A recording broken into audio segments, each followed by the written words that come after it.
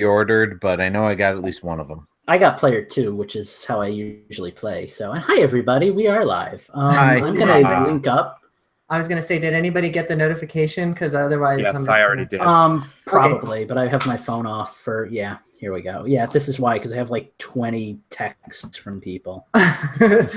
Okay, guys, so let's make sure that we are recording in Audacity. I know that most you guys are probably already doing that, but are we ready to clap and sync up?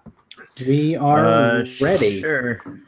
As soon as Lucas hits the record button. And we are ready. Yeah. Okay, in 3, 2, 1. Lucas, I'm guessing your claps were at about 10 seconds. 7.5. Justin, what were you at? It was about 1740. Okay. And Steve? Roughly 6:16. Okay. Right. Any last minute stuff we need to do before we get going, guys? I'm still trying to bring up the show notes, but do you need a link again, or you still have the link? I'll let you know. And I'm not finding the live stream, so it should just be in your notifications if you're subscribed. I thought I was subscribed, but okay, I found it. And we are wants ready to show notifications. Okay, apparently I didn't give it permission to tell me. Oh, that's probably why. Yeah, I just got that too. Let's see. How do I pull up the chat? Open a new window. There we go. There we go. Nobody's chatting yet. Oh, there's Justin's chatting. That's. Ooh, that actually reminds me. Hi, everybody. Hi, Dr. Steve. Yep, we might have a empty live chat. At It's least us, Infendo. Like, holy shit, they're starting on time for a change. Yeah. Everyone will pop in around 9:30. Right. Okay, shit. so I guess one. That's one of mine. Oh. I guess that we are ready, guys. Let me make a note in my Audacity here. Oh, I need to pull up my emails too real quick. We had an email. An email? Woohoo. Oh, goodness. We're popular. Dude, so ever since we opened it up and to that one episode saying where I read the iTunes reviews, we've actually gotten 6 iTunes reviews. Nobody has left any written reviews, but I've gotten 4 additional emails. So that's people are responding, I guess. All of them are one star. That helps visibility. Right. Where are we gonna go over reviews at some point? Because I'm actually kind of curious to hear what people are saying. Nothing written except for that last one that I had read. But yeah, there's this email that I'd like to read. It's more feedback than anything, but it's something that I've already addressed. So. Hey, are we discussing the crossplay thing? Yep, that's me. Okay, Okay. I was still fighting with my music when we discussed that, so I wasn't sure whether that had been assigned. Very, very excited to discuss. Oh, you've got no idea. I told Lucas earlier I was in rage mode. Let's get started before we get too long in the tooth, especially since Steve, I think you have to leave early tonight. So yes. Yeah, let's get rolling. So let me just give my Audacity a chance to produce some silence, which means I have to stop talking. Okay. Do we have to stop talking too? Oh, no. I can mute you in post. No worries. Okay, everybody. Hello, and welcome to Infendo Radio. We are live. It is the 21st of some fucking month, but we're here. We're ready to rock and roll, and we are using the Google Hangouts live on air thing for the first time. So if for some reason in the live stream something goes wrong or you can't hear us properly, let us know. For sure. But let us know so we can fix it, because this is a new setup and we'd like to get it all right. So who do I have this week? I don't have a full crew, but I do have a parrot of one of the people we're missing. I have Lucas today. How you doing? I just love that every week you introduce me first. That makes me feel pretty damn special. So yeah, I'm doing good. Nice. Well, I will introduce Steve second this week because I'm pretty sure you were last week. How you doing, Steve? I am good, and Michael Thompson has already adopted the hashtag Blame Eugene. Good man. Oh, that's great. That's great. And who's that last lovely voice that I heard talking earlier? Howdy. This is Justin. I had an intro all set up, and you didn't say my name, so.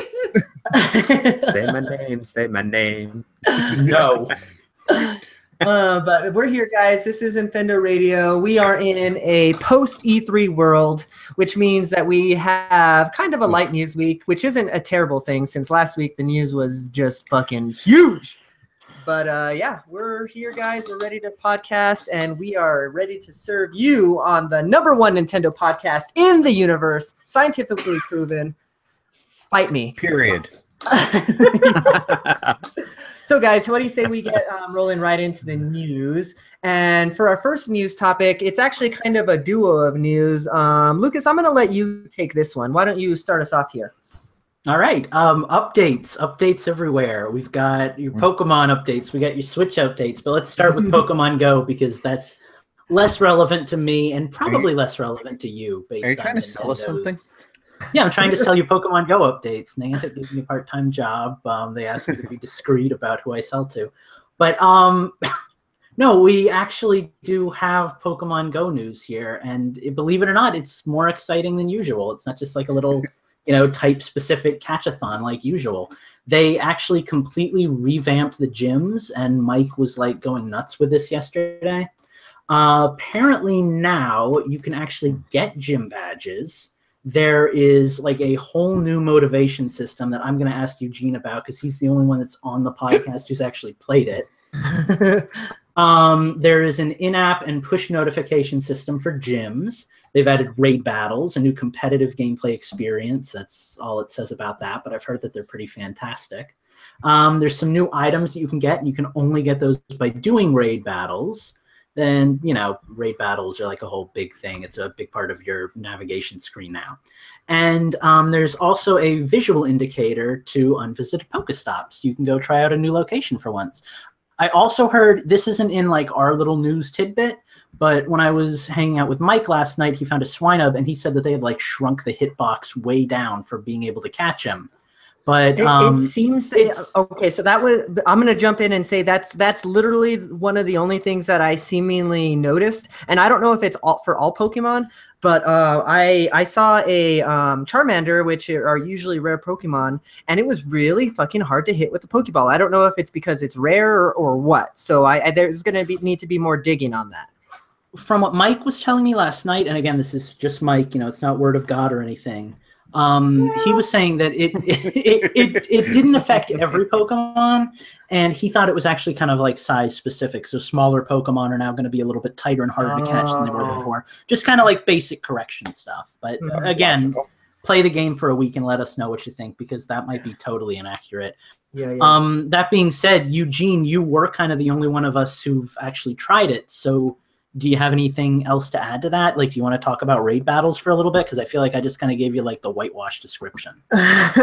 Yeah, I mean, so I haven't been doing any of the raid battles or anything yet. I don't even know if it's available to me, because I think that that they're level based from what Mike has written in the show notes here. So like literally all I did was re-download the app and kind of open it, and I caught a few Pokemon. I noticed that there were a few upgrades to it. Like, I don't know if it's in the... Oh, yeah, no, I actually see it here. Yeah, it shows you like a little visual indicator of the Pokestops that you haven't been to. So like I was on lunch today, and I was kind of just driving around looking for food, and there was a couple of Pokestops, and it was actually pretty cool because it like actually shows you now, oh yeah, you've already spun that one or whatever. So that's interesting. I know that it did like color shit before, but as a colorblind person, that never worked for me. So this is very much appreciated for me. But other than that, guys, yeah, it seems like mostly. I mean, I haven't really dug into it yet. Like, I haven't done any battles or anything like that. So stay tuned. This is all fresh. I think it just launched yesterday, even. So, yeah, I don't really have anything to add to the discussion, to be honest with you. So, is it worth me buying a Pokemon Go Plus accessory and actually getting into the game? I mean, that's not really going to do anything beyond what it did before. Nothing really changes with that accessory in this update. I would go towards, like, I actually had that experience. I was in Target the other day, and I saw a Pokemon Go accessory like hanging on the wall, and I was like, that might be cool. I could play the game without having to use my cell phone, because, like, that's one of the major reasons I don't play. And then I thought to myself, but, like, the major reason I don't play anymore is just because I find the game boring overall. So, like, I feel like it's kind of like if you're not enjoying the game, you're probably not going to enjoy, you know, the accessory. It's kind of one of those things that just adds to the game, like an amiibo, you know? Okay. Yeah, I have an Apple Watch, and when they released the app for it, I started playing the game again and realized, yeah, this doesn't do anything other than let me know when I can do stuff in the game that I'm already not really playing. So, okay. So yeah, I'll just buy another 8-bit do controller or something. I don't know how your phone works as far as registering distance walked, but I know the Apple Watch app uses the internal step counter, how far you have walked, so it makes hatching eggs a little bit easier. Yeah, that would be the only thing I would say get the Pokemon Go Plus for, is like to hatch eggs, because it's a little bit more accurate than just having the phone thing. And then plus you don't have to have your app open all the time. But at the same time, like I've gone on a like a 2-3 mile jog and only gotten like 1.5 miles of progress for it. So, you know, your mileage can vary. Literally. One last point, guys, about Pokemon Go before we move on, I guess. I didn't realize this. I didn't realize this was in our notes, but gyms are actually disabled right now, and they're going to be until July. And as a consequence, so will raid battles. So it's in the game, but it's not apparently something we can actually do right now. Well, there we go. So don't hop on and like run to your nearest gym and expect to be able to play right now and then come back and go, Infendo, you lied to us. Because, yeah, we kind of did, but only through misinformation, not through outright, you know, maliciousness. I am excited about the new gym badges that you get to collect and stuff. So that's kind of interesting, like kind of like a real world Pokemon type deal. Like that kind of interests me, but you know, it just remains to be seen how much how long that interests me for, you know, like I could just collect a couple badges and then say, like, okay, that's kind of my thing too. And I know we talk about this like almost every week, so I'll refrain from the whole narrative, but like I get into it for like a week or two and they come out with something new that's cool, and then I drop off. Like, I don't really need to be doing this anymore. I don't have time to be doing this. I have 2 jobs, like, you know? So, yeah, all right. Well, I think that's about it for Pokemon Go. I'm glad that there is an update. It is much needed, almost, but I almost feel it's a little bit too little too late. Like they had, if this would have dropped with let's say like that Halloween update when there was still a whole bunch of people still playing, because that was really the last time I feel that I saw like a huge community out in droves, like it was over the summer, you know? I agree. That was the last time I had like a big, besides the Washington trip, that was like the last time I had a big resurgence of wanting to play the game, because it was like the first big update, you know? And then sure, of course they've done a few of those same type of things since then, but like with every event, I've noticed less and less people out Pokemoning, you know? So fewer. Whatever. All right. So let's instead of talking about Pokken anymore, how do you say that, Justin? You want to correct me on that? It's Pokken, according to the what do you call it? The people at Nintendo Treehouse. All right. So we aren't going to talk according to my heart. Yeah, I was gonna say. Well, then we aren't going to talk about Pokken anymore. Any more Pokken Go? We're going to switch to the Nintendo Switch. So Lucas, why don't you take this one as well? Yes, speaking of much needed updates, Switch got a massive update, I think last night, wasn't it? Or the night before? It was recent. I want to say it went live yesterday. I'll be honest, I don't even have a Switch and I'm excited about this update. Well, if you haven't like gotten it automatically, I don't think they update automatically. I actually had to go and prompt my Switch to do the update, but go turn on your Switch and update it because there's some cool new stuff.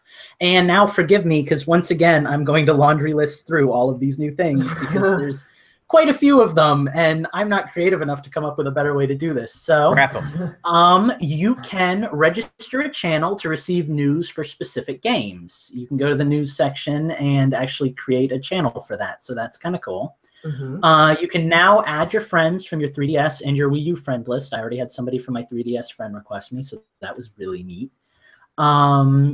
You can receive notifications for when your friends go online, and this is one of the coolest ones for me. Yeah, I love that one. Like, I was always jealous when my dad would play Xbox One, and like he'd be playing the game, and a little thing would pop up in the corner that says like, "Oh, your friend is online," and I'm like, I want to know that. Like, up until now, we've just had like blinking green lights and stuff, but yeah, it'll actually pop up now when you're playing a game, and it'll be like, "Oh, Mike McSturdy is playing ARMS," and that's cool. Like, it's like a real video game system all of a sudden. We've got, no, I just said that one. You can find paired controllers within communication range by activating the vibration feature, which is probably that. Yeah, that's awesome. I was just going to say that's not like the only thing you can do with that controller. I was just going to say that was like the stupidest update, but I guess there's an audience for it. I've literally lost my left Joy-Con for like 3 hours one time, so I would have appreciated this at that time.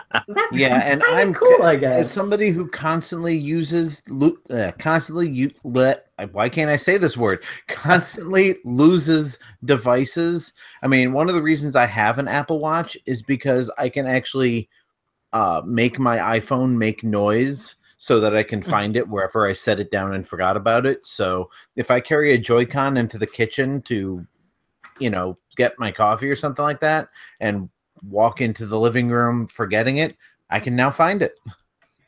Can I just say that, like, so far we've had 2 news articles and you've plugged Apple Watch on both of them? That's funny. Well, so aside from all these other little incidental things, I know you haven't gotten through completely. There's a lot more. Let me. Before you get any further, the biggest thing for me so far has been.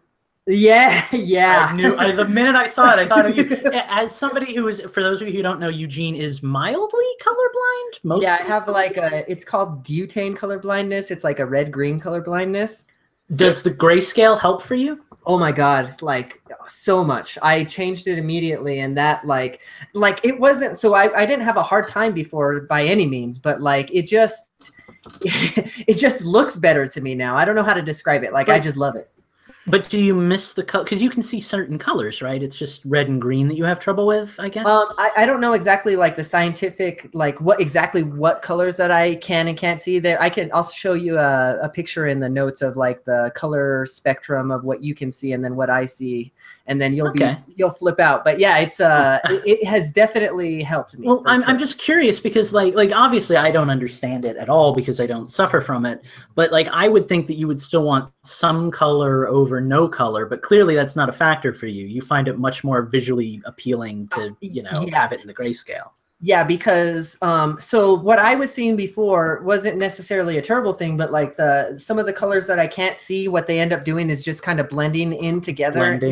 Making one color, and that's a little bit distracting, So this is just, it's not a huge change, but it's welcome from me. And in addition to the grayscale option, there's also an option to invert the colors. I'm not sure if that is also related to a particular like visual impairment, but I would imagine maybe it can help somebody. Yeah, I mean, at the very least, it'll help with like when you're doing if you want to invert the colors, I guess, and then it's like too light or too dark in the room or something like that. I know Mike or Justin was talking about that in the group chat, like where it's almost like a night mode, sort of. So then your screen isn't so bright. That being said, though, it literally inverts everything. So you're playing with like blue-skinned players, and like it's a little freaky, but it's interesting. I guess I didn't realize that I thought it would just do it like at the system level, but you're saying that it inverts all the colors. Yeah, it inverts everything. Like, it's not just like putting a black background on your screen. It's literally like when you go into like your phone settings and you flip it to invert, and all of a sudden like everything looks alien and foreign. Like, yeah, I've never understood the purpose of that either. Right. I imagine there must be some disability that or impairment, I guess, that like would benefit from that. Somebody that maybe has a disorder that causes that to be a necessity. So hopefully it's helping somebody out there. Right. Yeah, why don't you get through the rest of the huge ass list that we have here? Yeah, all right. There's a bunch of little stuff We like have so much news to get to. Yeah. Well, your user icon, you can now change that on the home menu. You can change the order. So like I have a Japanese account. Now I could put that first if I wanted to, not that I'm going to. And there's some new Splatoon 2 character icons. So it's nice to see that Nintendo's still including new icons if you don't want to use your Mii as your, user. In addition to that, you can also change the system volume from quick settings. And there's a new option that allows you to turn on that will lower the maximum volume allowed for headphones or speakers that are connected through the audio jack. So maybe if you have the problem like your finger slips and you pump up the audio really loud, you like are constantly deafening yourself. Now that won't be an issue. I have a problem when my finger slips. Or oh god, for the love of God. Alternatively, if you have small children, which I think you do, Justin, you can keep your children from going deaf at an age of like 5. Yeah, I was going to say that's actually probably what it's used for, because I know when we went to Florida last year, we bought earphones for the kids that had volume limits on them. Like they wouldn't go past a certain point. Sure. Yeah, well, it's kind of just like how you could turn the 3D off on the 3DS, parental features that make it better for kids. It's good to see Nintendo follows through with that. For the nerds of the group, Eugene, there's a USB keyboard option now to dock to type whenever the keyboard is on the screen. So I guess if you want to plug in a USB keyboard, you can do that now or something.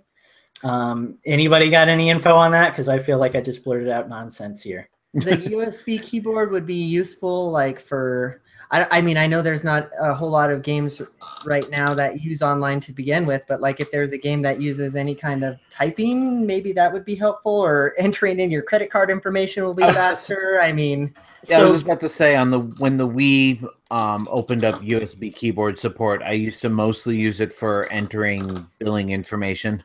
So I guess you can use that when we finally get that RuneScape port for the Switch we've all been waiting for. Yeah. We've also got the Nintendo Switch Pro controller via wired communication by connecting it to a USB charging cable. Mm-hmm. So I guess you can now play with your Pro controller wired. Yeah, that's interesting. But so I heard that when you do that it removes amiibo functionality. The NFC doesn't work on the Pro controller when you have it wired. I don't know why that would be a thing, but I guess that's correct. Well, it's odd where the amiibo spot is actually located on maybe not on the Pro controller, but I know on the actual like Switch Joy-Con, it's located right on like the tip of the right thumb pad, right? The stick. The Pro controller. Am I the only one that has one? Could be. The Pro controller? Yeah, I thought I have a Pro controller. Okay. Yeah. So yeah, on the Pro controller, it's like in that blank spot right above the 2 joysticks. Yeah, like kind of in the middle of the controller. Yeah. Yeah. So I guess something goes on that causes that to be disconnected. But, you get your choice, I guess. You can either play wireless or you can play with amiibos. You're probably not going to be doing both at the same time anyway. So. Right. Let's see. Then this next note just says update connected controllers. I'm not really sure. I guess just if there's like a system update to the controller itself, now that's an option. You can update your controllers. So that's nice. Neat. And I'm wondering if it has anything to do with the Wii U has a change order function where you basically can reset which controller is what player. Maybe that's what it means. Possibly. I mean, we were talking about the idea that that was the Switch actually itself. I was going to say maybe this has to do with like being able to update it at some point to, use speech, how we were talking about voice chat being an option at some point just by plugging in a microphone. Right. But that's not the controller, that's the system. I forget because I always play in a handheld. So yeah, I guess stay tuned for that one. The last new feature that they added was that it now suggests deletion of software data if there's not enough space when you're downloading other software. So kind of streamlines the whole experience. If I ran out of space, what do I do? What do I delete? You can just click the button and start deleting. And there are a couple more things. They're not new features necessarily. They're just general system stability improvements. Right. We've got resolving an issue that caused game software updates to fail and prevented the software from starting. I think I actually had a problem with that at one point, but I just rebooted and it fixed it. Yeah. And then there were also improvements to prevent unintended HDMI input changes with certain TVs. I assume that's smart TVs. Oh my God, that's something. Well, I don't. It's not a smart TV on my end. It's actually an older TV, but one of my Samsung TVs has the ability to like automatically switch HDMI inputs. And so when the Switch was connected, and I was like playing PlayStation or watching a Blu-ray or something like that, for some reason, like the Switch intermittently sends signals to the HDMI, and then I would get a pop-up that says, "Do you want to play the Switch?" And I'm like, "No, motherfucker, I'm trying to watch Kill Bill 2." Almost as if it's trying to tell you that it's more important than your real life. Yeah, you should be playing the Switch. Right. But Don't yeah, forget so to take a 15-minute break. Yeah. Oh God. Like, when did that start? That started with like the Wii Sports. I want to 3DS. I want to say it was even earlier than that. I want to say it might have even been the DS or Game Boy Advance that started doing that. It was right around the time they had to put those white warning labels on everything that's like, yeah. this can damage your eyes if you're an idiot. No. Yeah. So well, I do have to say that these system updates, while a lot of people might say that this is stuff that should have been in there from the beginning, which might not entirely be false. I am so happy for all of these things. I haven't really turned on my Switch to update it yet, but I know that or like to kind of like look at what all these updates did. Lucas, you said that the update doesn't go automatically, but I'm pretty sure mine did. I think there must be a setting that you have to set. Well, it could also be that like I literally turned my system on and like within an hour the update was made available and I just went on and downloaded it that way. Like I doubt it would interrupt my game midway through to update. So right. But yeah, I did I messed with the color stuff because that was the first thing that I saw on the notes that intrigued me, and that's really cool. I didn't get to see mess with any of the notification settings, but that's something that I've always wanted, so I'm excited about that. So all of these things are exciting for me. So it's quality of life stuff for sure. Yeah, I mean, they're little updates mostly, but there are a few things that make the system a better system overall, and I don't mind getting them a little bit later. I mean, if we had to wait like an extra 4 months for our system just to have all this in it, I'd rather have just had the system when we got it. So sure. There is kind of like one extra little thing at the bottom of this that kind of goes along with everything we were talking about. Now that the Pro Controller is available for use, apparently you can also use the Pokken Tournament controller that they came out with or are coming out with for any game that uses a Pro Controller, but you can't use the right analog stick. And I'm not sure why that would be. Is that because the Pokken Tournament controller only has one stick? Because it's it actually only has a D-pad and the buttons. Okay. Yeah, so you're not going to be able to play Zelda, but you can play a game like Tetris. Other possibilities. And so to go along with that, I know this is on the update as well, but it says about the GameCube controllers, but that's specifically only the May Flash adapter that works with that. So I actually tried that with the GameCube adapter on my Switch as well, but it's only the May Flash adapter that will work. Glad that's the one that I have. Right. So that's something. Hope maybe Nintendo will update their official GameCube adapter, but I doubt it. Well, forget Smash. I think the reason for have been I had read somewhere that said any USB like controllers or whatever that you can use with the Switch need to be updatable by connecting them via USB to your PC to do a firmware update. Kind of like what I had to do with that 8-bit Do controller. I knew this was on my Switch. It's the same type of thing where you have to update the firmware in the controller before it'll work with the Switch. That would make sense. So let's actually in the future. We have to update our controllers. Right. Okay, well, I think that's really it on all these exciting updates that we have going on between Pokemon and the Nintendo Switch. Is there anything else you guys want to add before we move on here? I think that's pretty much it update-wise. Somebody buy me a Switch. GoFundMe / buy Justin a Switch. Right. Make Infendo great again. Right. Okay, so let's see. I'm going to move us on, and we're going to talk about some 3DS stuff. So This comes from some marketing analyst. His name is Daniel Ahmad, and he is analyzing that the 3DS makes up 50% of Nintendo's business. And so when you stop to think about it, you just think, well, duh, there's like millions and millions of 3DSs out there, you know? So obviously that's probably where Nintendo is making the bulk of their revenue from. But I still think it's interesting to kind of bring up because we've talked in the past about how we kind of want to bury our 3DSs and not really, you know, use them anymore because we have Switches. Well, except for Justin because he doesn't have one yet. But I'm still happy with my 3DS. Thank you very much. But but clearly Nintendo isn't ready to bury it yet because I mean there's still money to be made. Clearly, you know. So I mean, what do you guys think of this? I think it's a good idea, especially since I mean they're pretty much kind of catering to the console market with the Switch. I think it's a good idea to keep supporting the 3DS because it has such a large market, and that way you're not basically abandoning such a large percentage of your market. Right. I mean, they've always kind of had their systems, their consoles, and their portables staggered so that there's always one of them still going while they're transitioning into the other one. It's just a little weird that the 3DS came out before the Wii U and is now still running after the Wii U is dead. Right. Yeah, I think that the 3DS is kind of in the same position right now that like the GBA was, you know, like, okay, the DS is hot shit, but the GBA is still selling and people are still buying games for it. So, you know, and that's kind of the same thing for the 3DS. The 3DS is still selling and people are still buying games for it. So Nintendo can't really ignore it.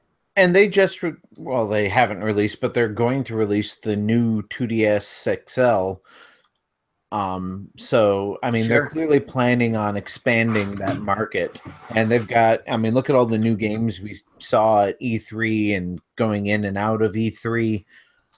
For the 3DS. I mean, they're still supporting it, I think, because it's kind of their entry-level market. I mean, you don't want to spend $300 on a Switch, spend $150 and get a 3DS and look at all these games you can already play, plus we still got new ones coming. Not to mention, as much as I want the 3DS to go away because I just want to focus on my Switch, it would really irritate a huge market if all of a sudden they were like, 3DS isn't a thing anymore. Everybody go buy Switches. Like, they were lucky that they got away with the Wii U not being a thing after like 5 or 6 years. Like, they got to keep, and the 3DS is a successful system. You know, they got to keep it around. I just like, it bugs me that I have like these two systems that I have to like balance back and forth with. Like just last night, I was telling Mike when we were playing the Metopia demo, how much fun would it be if I could play this on my Switch? Not because it would be any different, but just because it would be on the Switch. And like everything tastes better on the Switch for me right now. Yeah. Like, Oh, but those Miis look so good in stereoscopic 3D. Yeah. Well, I know this is all anecdotal on my end, but I know when the DS came out, I gave my GBA SP, because I had two, to my cousin at the time who was only like 10 or 11 or something like that. And so that ended up being his first handheld console, and he just loved the hell out of it. Couldn't care less that the DS was a thing because he had this huge library of GBA games already built up. And that's kind of what the 3DS is right now, you know, like, okay, it's the shiny thing, but there's a fucking ton of good 3DS games if you're not on board yet. Like we have in the chat, Neil Cusino, I think is how you pronounce his last name. He's saying that he just bought his first 3DS and he bought it after he bought a Switch. So, you know, there's definitely still a market there. I don't know. I don't know that I can fault Nintendo for continuing to support their system, you know? The sheer library of games you can play on your 3DS. I mean, you can go all the way back to original DS games on your 3DS. Yeah. You can play games from like when I was in high school. Console. And in addition to that, the 3DS itself has an amazing lineup. It's got some of the biggest games on it. So like, you know, you can't really fault them for not wanting to get rid of their money-making golden goose. Sure. And it probably is more profitable now than the Switch. So, you know, if they can make a few more dollars selling a 3DS to you, then, you know, I would imagine they're probably at best breaking even on the Switch. Right. Yeah, I don't know how much profit they're making on the Switch for sure, but you would imagine that it's got to be way more for the 3DS just because of the fact that the technology is so old, So if Nintendo can continue to sell and sell and sell like either 2DSs or 3DSs, they're gonna. So, and can't blame them. There still is like we keep saying, a huge library of games. You can jump on the eShop and there's a ton of virtual console, ton of actual eShop games to play. So yeah, it's Shovel Knight, Shantae. Yeah. Yep. It's not surprising that going back to the news article that 50% of Nintendo's business is coming from the 3DS.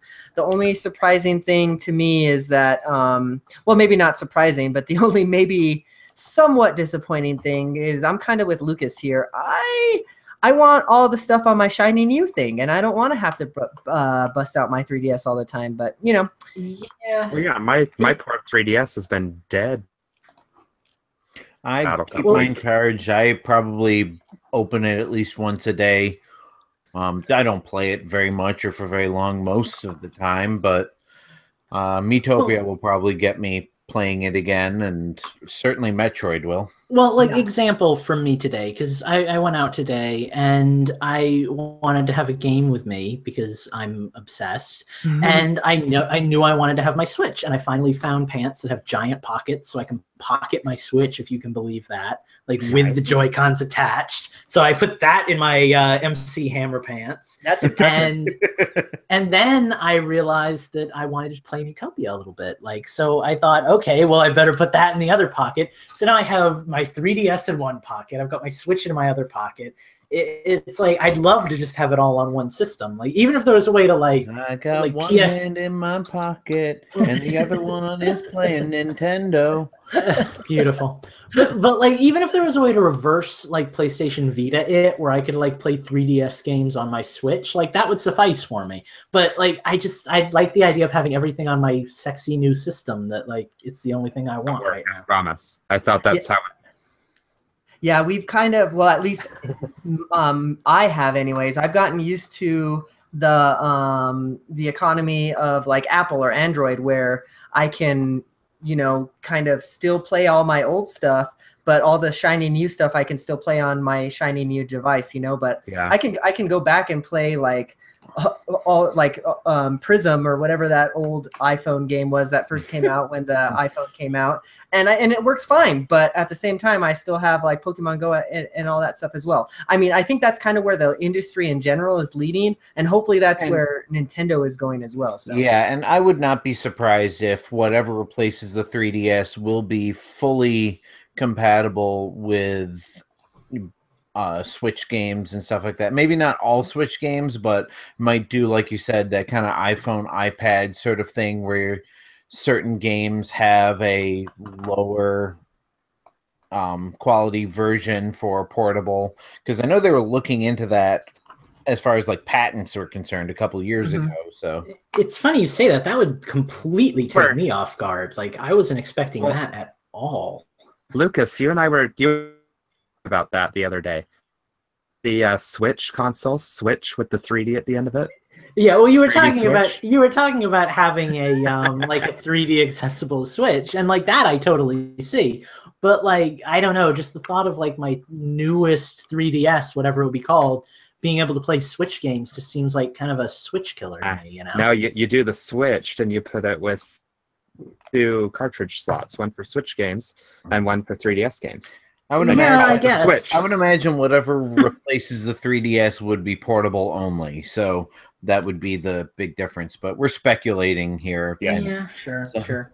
All right, guys. Well, I think that's pretty much takes us out of the this little bit of news, even though it was more of a speculation more than anything. But that's okay, because that's what we're here to do anyways. So that brings us to the So that brings us to the end of the news here, and Happy Steve is ready to take. Wait.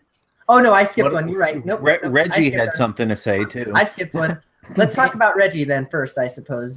Justin and Phil Spencer. Yeah. Oh yeah, that too. This one was yours, Justin. So why don't you take up this Reggie interview that he had with IGN? Yeah, and I guess I may as well just read the whole quote. Yeah, might as well. But basically, IGN asked him if there would be any physical rewards for My Nintendo, kind of like Club Nintendo started out with and eventually got rid of. And my phone just went to sleep. Hang on a second. And so Reggie had to say, quote, "From the Nintendo of America standpoint, we have it as a priority to make My Nintendo much more meaningful moving forward." Let's see. Fizame says it could have physical rewards, but he mentioned that the challenge, again, opening quotes again, the challenge I would just share is, unlike Japan, which is a very concentrated market, I've got to create solutions that are going to work for Canada, that are going to work for Latin America. I explained that, noting because it's, quote, a much more diverse marketplace, physical goods gets a little more challenging. And that's basically what happened with Club Nintendo was, I mean, they would ship that stuff out to you for free. Right. And, I mean, the first reward we got was that giant statue of all the Mario characters. And then we got a giant box full of buttons and stuff like that. And they'd send out calendars every year. And maybe you got all that stuff. I got all the crap because I came in late. See, I was a day one adopter, but same. And I had 2 accounts because I had to have a platinum reward and the gold reward because they wouldn't let you have both. Really? But yeah, I mean, shipping all that stuff gets really expensive, especially when you have to ship it from Washington to, say, upstate New York. Right. Yeah, I'm of the opinion where, okay, sure, maybe there are business reasons behind it, but like, figure that shit out, man. It's not that hard. Amazon can ship all over the United States and Canada and Mexico. Amazon has been losing money for years, though, and Prime has actually made it worse. All I'm saying is I want my fucking Mario hat, Justin. Yeah, I think the desire for physical goods is strong enough, at least with like the core Nintendo base, so they could, even if the way they work it out is like only like the top 5% of like buyers get anything, like the people that really want it. I'll pay $10 to get my fucking Mario hat. Or my calendar even. Well, and let me say, because I feel like I was about to have this conversation. Was like when I got into it really late. Like I got into it, I think the year after they came out with the Doc Lewis Punch Out or something, or like the year of, and I was too late for it. So I missed out on like all the really cool stuff. By the time I got into it, it was like posters, and I think I got the buttons one year, like the 30 little retro buttons. I got the gold nunchuck. Oh yeah, that was a cool one. And for me, the most interesting experience was probably like buying the Hanafuda cards. But overall, I kind of missed out on this, Club Nintendo experience. So I would very much like to be able to participate in something that cool from the beginning.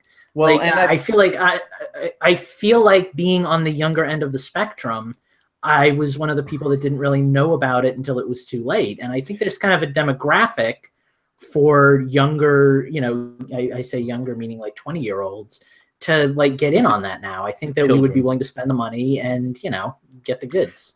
And we were discussing this before the show started, that maybe what Nintendo should do is kind of set up regions. I mean, that might overcomplicate their business side a little bit, but I mean, you've got the World of Nintendo or whatever, Nintendo NYC, whatever they're calling it now, in Rockefeller Center. Maybe there can be a Nintendo hub somewhere in New York City that takes care of shipping stuff to the East Coast, and with Nintendo moving into Universal, maybe they can set up some sort of facility in Florida and something in, God forbid, Texas. Yeah. No offense to our Texas listeners, we love you. No, just not Justin, apparently. No, you Mexicans hate Texas, so Texas. Anyway, no, And but there I goes mean, half of our with listener with base. Nintendo kind of spreading out across the country and across the globe, maybe they might be able to find a way to, you know, get a little bit of warehouse space in these other locations and start shipping stuff from other locations. Well, you know, the fact is that when Nintendo does well, they have more opportunities to, you know, bring that back to the consumer. And the Wii U did not do well. So But maybe the Wii if the did Switch very sells, well, and that's when we got Club Nintendo. Sure. That's exactly what I'm saying, though, is if the Switch does well, then maybe there's a chance for stuff like that to come back because Nintendo will have the resources to spend on it again. Obviously, during the Wii U era, there really wasn't much in the way of funding to be printing, manufacturing, and sending out giant little Mario statuettes to everybody who bought like $800 worth of product. Like now maybe the market is there because they'll actually have the money to do that kind of stuff. Yeah. And you know, going back to the original point of what Reggie said, that the country is, you know, big and it's hard to do that kind of shipping stuff. I would much rather that my Nintendo rewards, well, maybe I'm speaking just for myself here, but I would like if I could use those coins, like my gold coins or anything like that, as like actual currency in the eShop.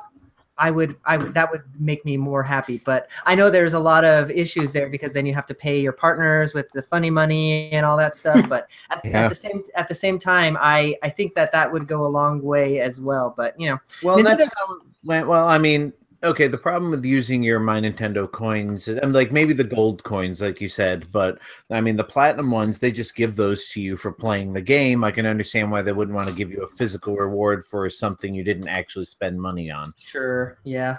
But yeah, I mean, what it really comes down to is what are Microsoft and Sony doing for their loyalty programs? Jack shit. So like, Nintendo doesn't have to do any of this stuff. So, Sony and Nintendo up until about a year or two ago, and then they basically dropped that like everything else. Sure. Yeah, but I mean, Nintendo has like a 35-year history of, you know, of games in this country. I mean, you've got people who are in their 40s who grew up playing Nintendo who, you know, maybe they want some of those tchotchkes that they used to give out. I mean, I'm certainly not opposed to physical goods.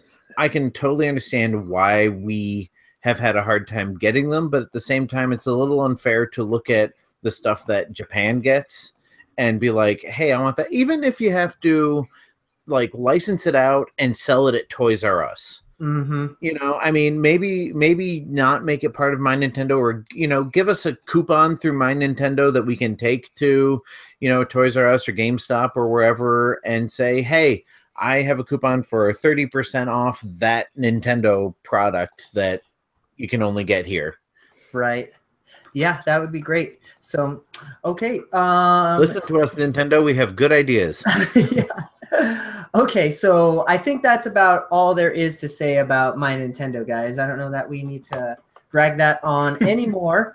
So that brings us to the final news topic, and it's also a happy news topic. So, Steve, what Happy Steve, are you still there? Happy Steve, can I speak with you? Happy Steve is still here. Okay, are you happy right now, Steve? Till I read this article.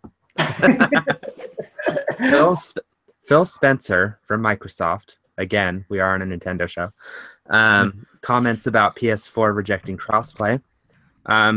Let's see. So obviously, for those of you that didn't hear it or weren't listening last week, Sony flat out rejected cross-platform play for not only Minecraft on Switch, but they also rejected it for Rocket League. Right. And Steve is just giddy about that. And basically a Sony executive of some sort. This is fun. They flat out said, yeah, we're not doing it because, we're trying to protect our user base was what it summed up to from what I have gathered. Protect the children. Yes.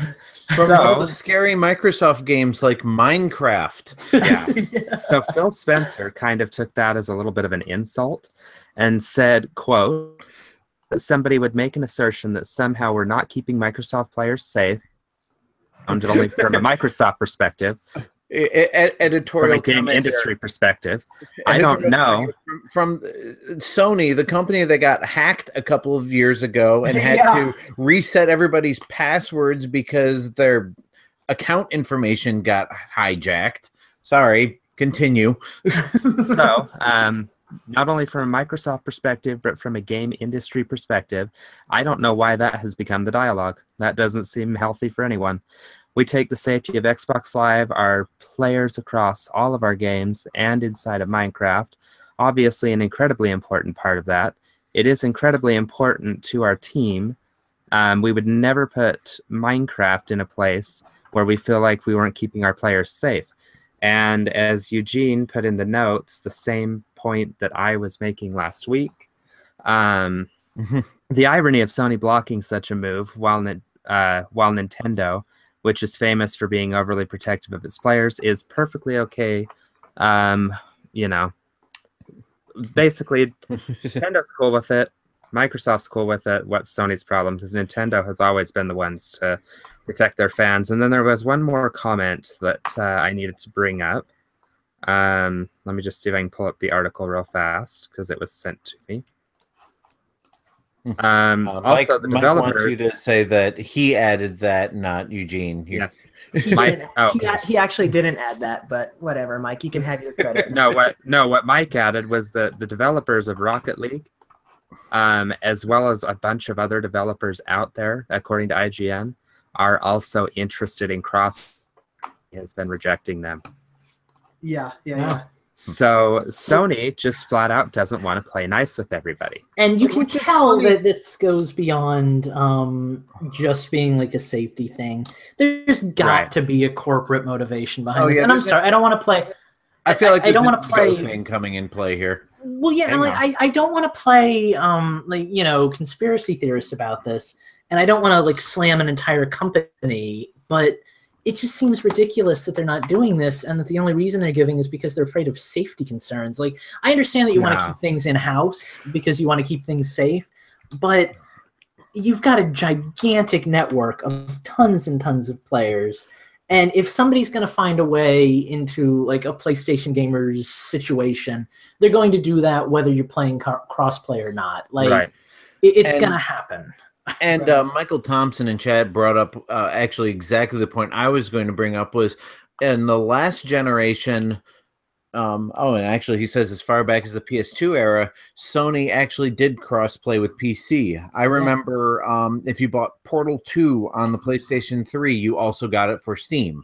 So, they've partnered with outside gaming communities before for stuff like this, but for some reason, again, I think it's an ego thing. Sony's like, we dominate the market right now. If we don't want to play, we're not gonna play. And let me just say, like, hats off to Nintendo. I realize that this is a minor thing in like the gaming community as a whole, but for Nintendo, this is a huge step towards creating a more accessible system for people. Do you guys understand what this means for Nintendo? In order for Microsoft, I keep saying Microsoft.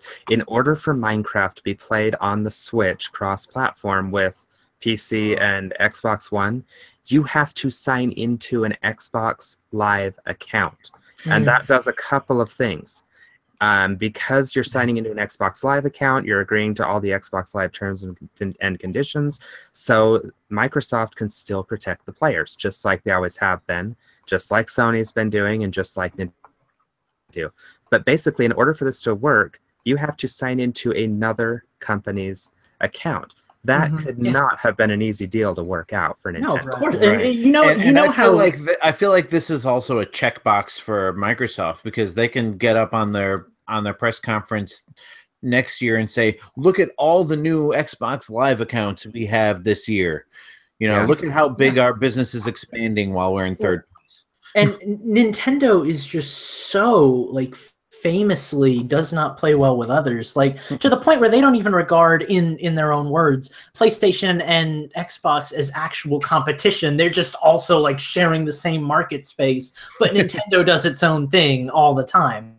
Like they don't even pretend that the other companies exist, but the fact that they're finally willing to do something like this gives me a lot of hope that this system is going to be really, really innovative, more than it already is. Because that's cool. That's a huge step for Nintendo. Like, I don't want that to go unnoticed. And I feel like this is kind of the extension of a kind of under the table partnership Nintendo has had with Microsoft for years. Because, you know, even after, I don't remember whether I said this on the podcast last week or in an off-air discussion, but, you know, even after Rare was sold to Microsoft, they were still allowed to release new games on Nintendo systems, just not with Nintendo IPs. And, you know, there was something else that Nintendo and Microsoft kind of, the fact that Microsoft has never tried to enter the portable market, I think has been kind of a concession to Nintendo, like, hey, we're not going to intrude on your space because we could always just publish stuff on your portables and not consider it competition. Sure. Well, and who was the one that approached who about this deal? Like, is it killed this generation? Microsoft is selling plenty of consoles, but month over month, Sony is selling console on the market at the moment. Yeah. So it makes you wonder, did Microsoft go to Nintendo and be like, hey, let's do this. This will give us on Sony. Or did Nintendo be like, hey, you know, what do we need to do to get to... The way I see it going down, and Steve, you might want to just pop out and pop back in because you're getting a little dragony on us. Yeah. But the way I see the deal going down is I think it was a lot less like, you know, spy and backroom alley than that. I think Microsoft just flat out said, like, hey, we want to do crossplay with all the systems. Are you guys in? And like Nintendo was like, sign us up. And PlayStation was like, no way, bro. And like that's all there is to it. I don't think that Xbox or Microsoft and Nintendo necessarily have like, you know, this is like, we're in cahoots now, we're going to be the big two kind of thing. I think it just happened that PlayStation decided not to play with the other systems. And the reason, to pop in here just for a sec, the reason why I think Sony isn't playing nice is because they're the market leader, right? So what incentive do they have for, let's say, like Star Wars Battlefront players to play with Sony and Microsoft? Because what that would do would mean that like if you have a friend that has a PS4 but you only have an Xbox One, well, tough shit, you can't play with them. So maybe you would have the incentive to buy a PS4 and buy Battlefront on the PS4. And if there was cross-play, cross-talk, all that stuff, well then, you know, like if all your friends are on PS4 and you have an Xbox One, who cares? Because I can play with you. So I don't know. Maybe a lot of my sorry for interrupting, Eugene. I was just about to say that a lot of my decisions on what system I buy a game on last generation was who do I know on what system who will also be playing the game. Right. Well, I was just going to tag on to Eugene's thought there and say that that's a good short-term view of the situation is, oh, you know, cross-platform gaming, who cares? You know, if you want to play with PlayStation, you buy a PlayStation. Long-term situation, if Nintendo and Xbox are cross-play, like, throughout the generation on multiple different games, and that's a huge thing, then people are going to be buying Xboxes and Nintendos so they can play together. Like, they're not going to want to get the one system that keeps everybody out. I already know Steve's friends, and admittedly, these are Steve's friends, so I'm sure that they're a little more, you know, capable of making the switch, pun unintended, to Nintendo systems. But, like, Steve's friends are already considering buying Xboxes and Nintendos so they can play with Steve because they don't want to be isolated on the PlayStation anymore. Like, it's already happening. Half of my Minecraft crew, who is all part of the same family, are looking for a Switch. Find a Switch. Yeah. And is about to hit legendary status on Rocket League, and he says, "No big deal." Your audio is no better right now, Steve. Just so you know. Okay. Well, we'll figure it out during the break. But yeah, that's kind of the whole point is I don't think it's going to be a huge thing right now. I think if Nintendo and Xbox can keep this up in the future and PlayStation refuses to play along, it could, at the very least, it could do well for Xbox because I think a lot of PlayStation gamers would be willing to make the switch over to Xbox. I don't know how many of those gamers will make the switch over to Switch, but it can't hurt either company to be playing nicely with each other. I'll be honest, if I get another system other than Switch this generation, it will be an Xbox One, partially because of this, partially because of, Rare Replay, and partially because supposedly their Xbox One upgrade is supposed to be fully backwards compatible all the way back to classic Xbox. So right there, like 3 big reasons for me not to bother with a PS4.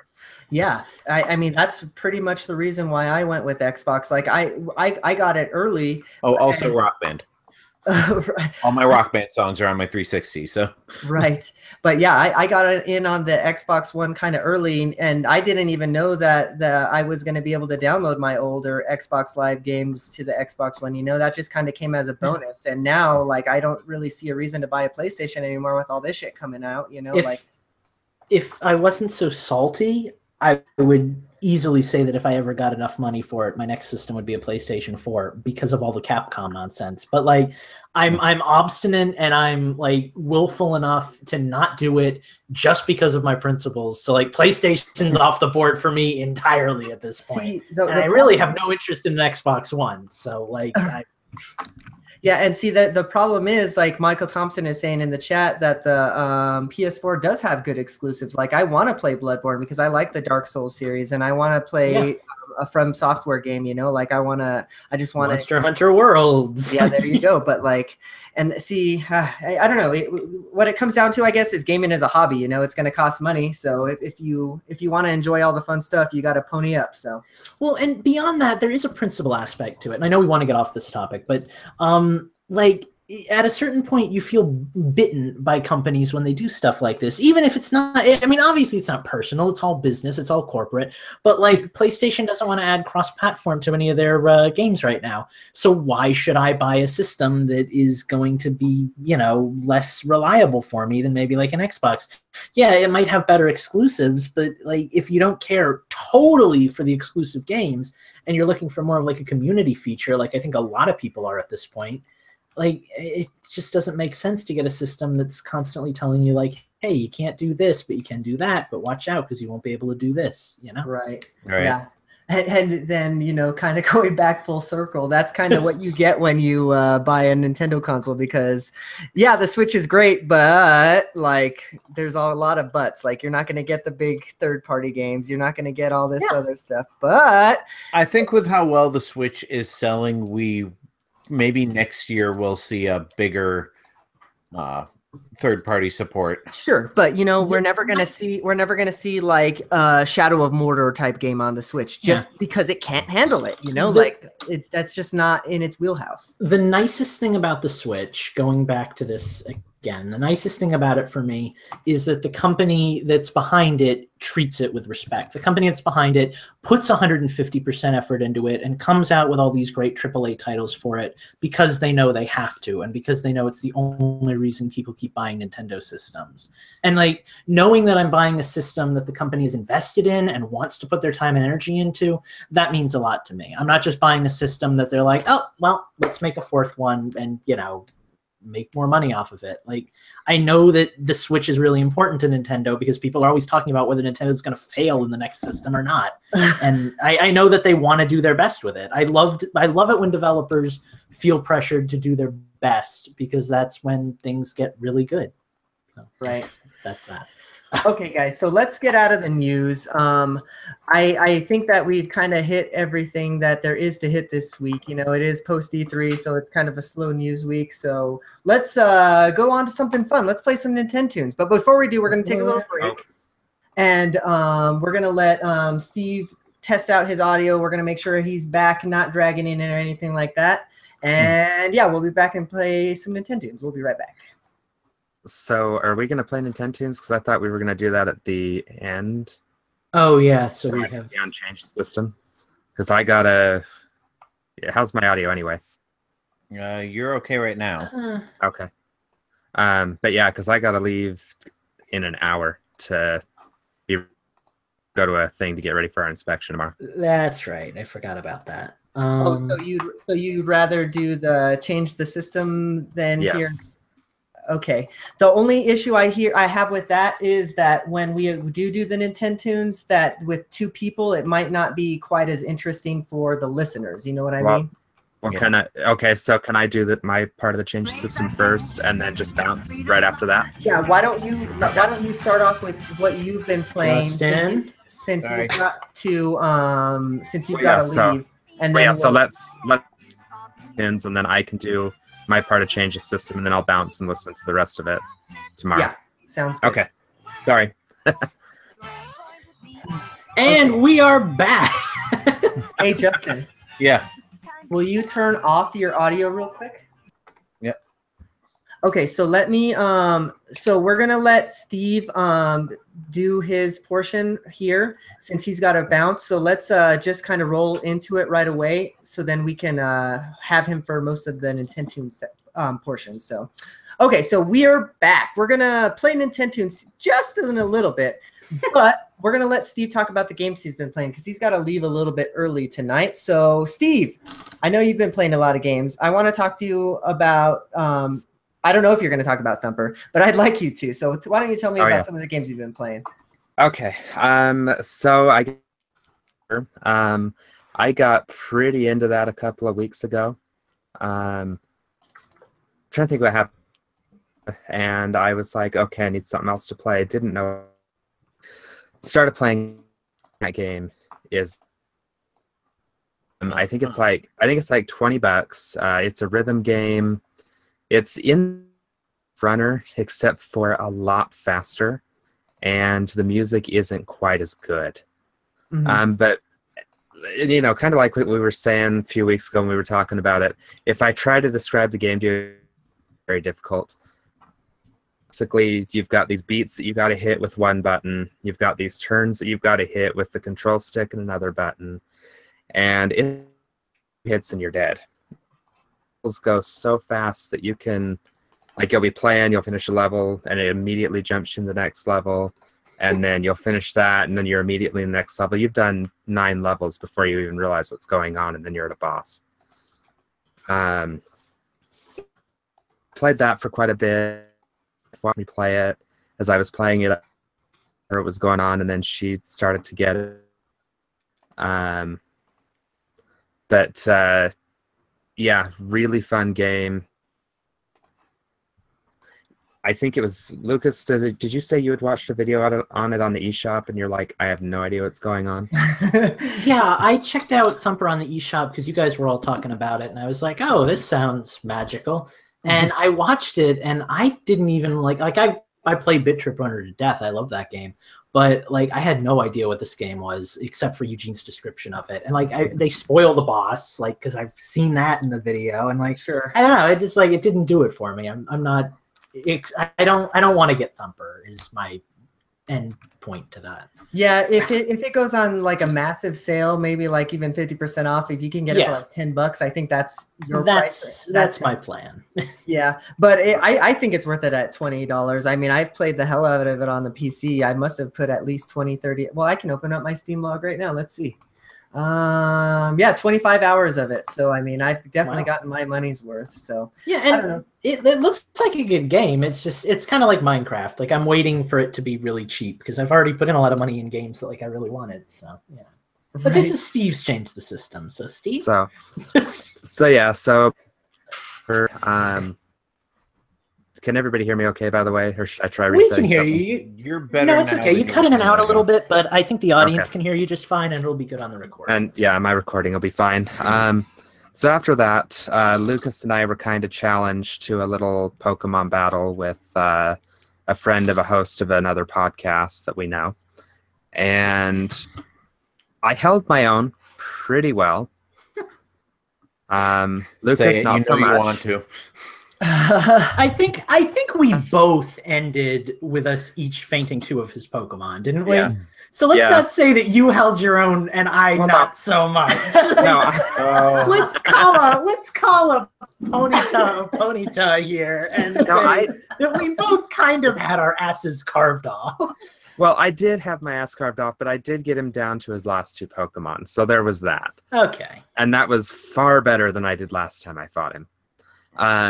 But basically, the announcement that Pokemon Ultra Sun and Ultra Moon was coming got me and Lucas playing again, and we've been staying up late strategizing. there was an online battle I did where I got my ass absolutely handed to me, like before I even knew what happened. And so I will be adopting that strategy to see if I can turn it on Ian, the guy that we were battling with. Who else were you battling with? Might as well give him a shout out here too. Yeah, his name is Ian. So Lewis, really from this show, who's on Nintendo Voice, his friend Ian, former host of Pokemon Voice, is the one that we battled.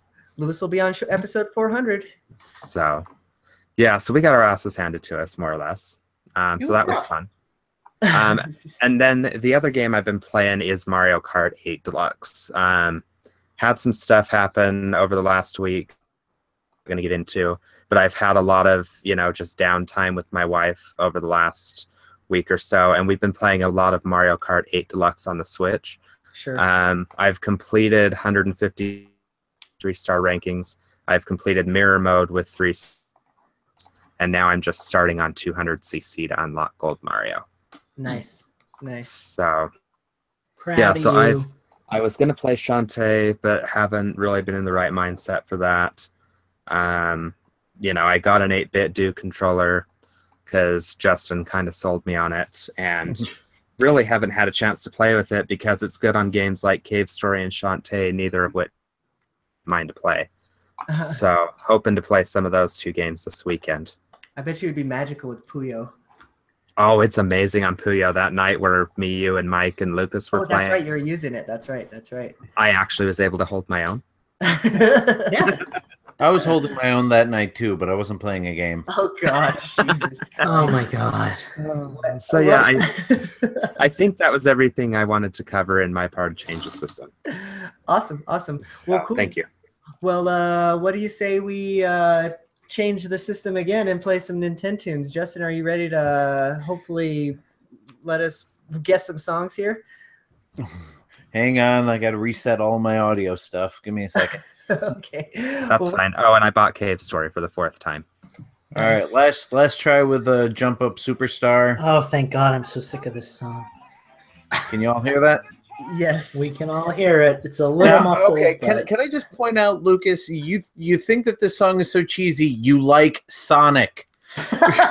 Sonic is nothing but these horrible songs with cheesy lyrics. I have a counterpoint to your argument, and that's that when Sonic came out, I was like 10, and now I'm 25. So nostalgia clearly plays a part in that. I don't care. I still bought the Power Rangers Redux album. Music you love when a child can still be bad and good at the same time. Okay, well, I want to keep getting into this with you, but Steve has to leave in like 40 minutes, so why don't we make this a thing? So Justin, Sure I'll let you introduce, and then I'll just edit it in. So yeah, whenever you All right. How am I supposed to introduce? I forget. Well, hey everybody, welcome to Nintendo. Yes. All right. Well, last time I did it wrong, so welcome back to Infendo Radio. This is Justin. I will be hosting Nintendo Tunes today. And let's see, open up my folder here. And so those of you in the live chat, by the way, let me know how. Explain what it is. Yeah, let me know how the audio is working for this, because we're on a new system here. So if you can't hear Justin's audio for some reason, let me know. So tell us what Nintendo Tunes is, Justin. Okay. Yes, Nintendo Tunes is the host tonight. Me will play a bunch of songs from games that came out on Nintendo systems, and the other hosts have to guess what game it is. I should probably get my scorecard out here. Yes. If not, Heather's in chat, right?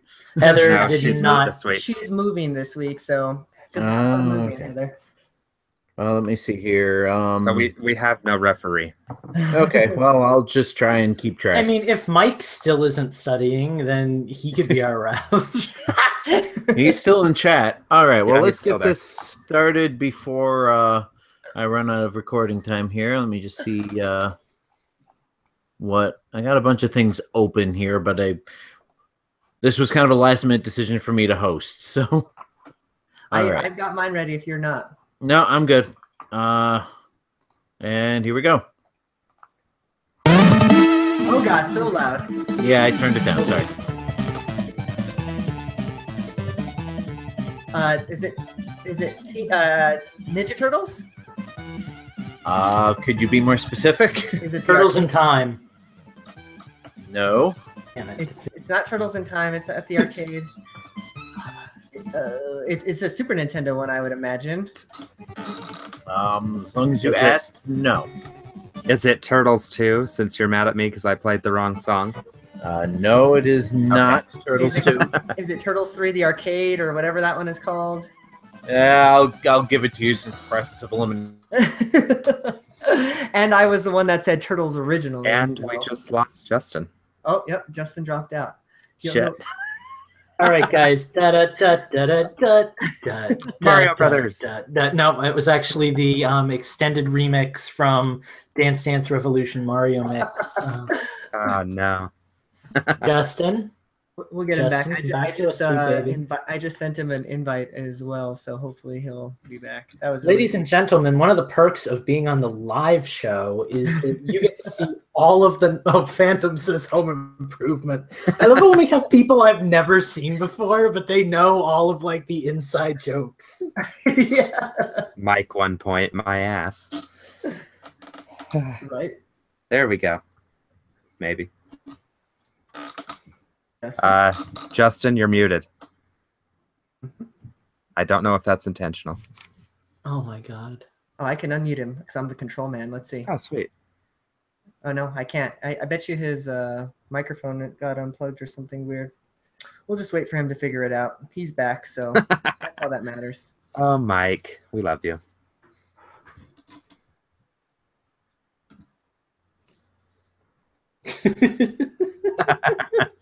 Are you reading this chat? I'm sorry.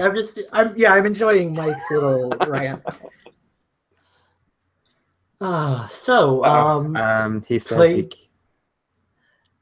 Justin, if you it sounds like you can hear us, right? It sounds like you might need to close your browser entirely, because that's how Hangouts works through like the browser, and then just try and reboot Safari or whatever. Which means that yeah, there you go. Bye. Bye. Oh, shit. So, Cave Story, because I know Mike wants to hear about it. I actually have not booted it up yet. Believe it or not. Do you have it for the Switch? Yep, I do. Go ahead.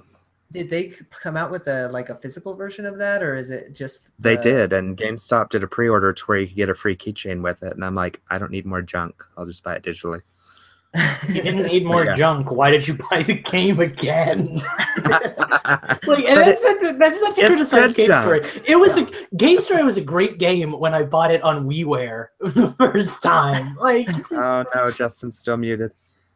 Yeah, so Justin, at this point, you're probably gonna have to reboot, unfortunately. So it looks like we're gonna change the system.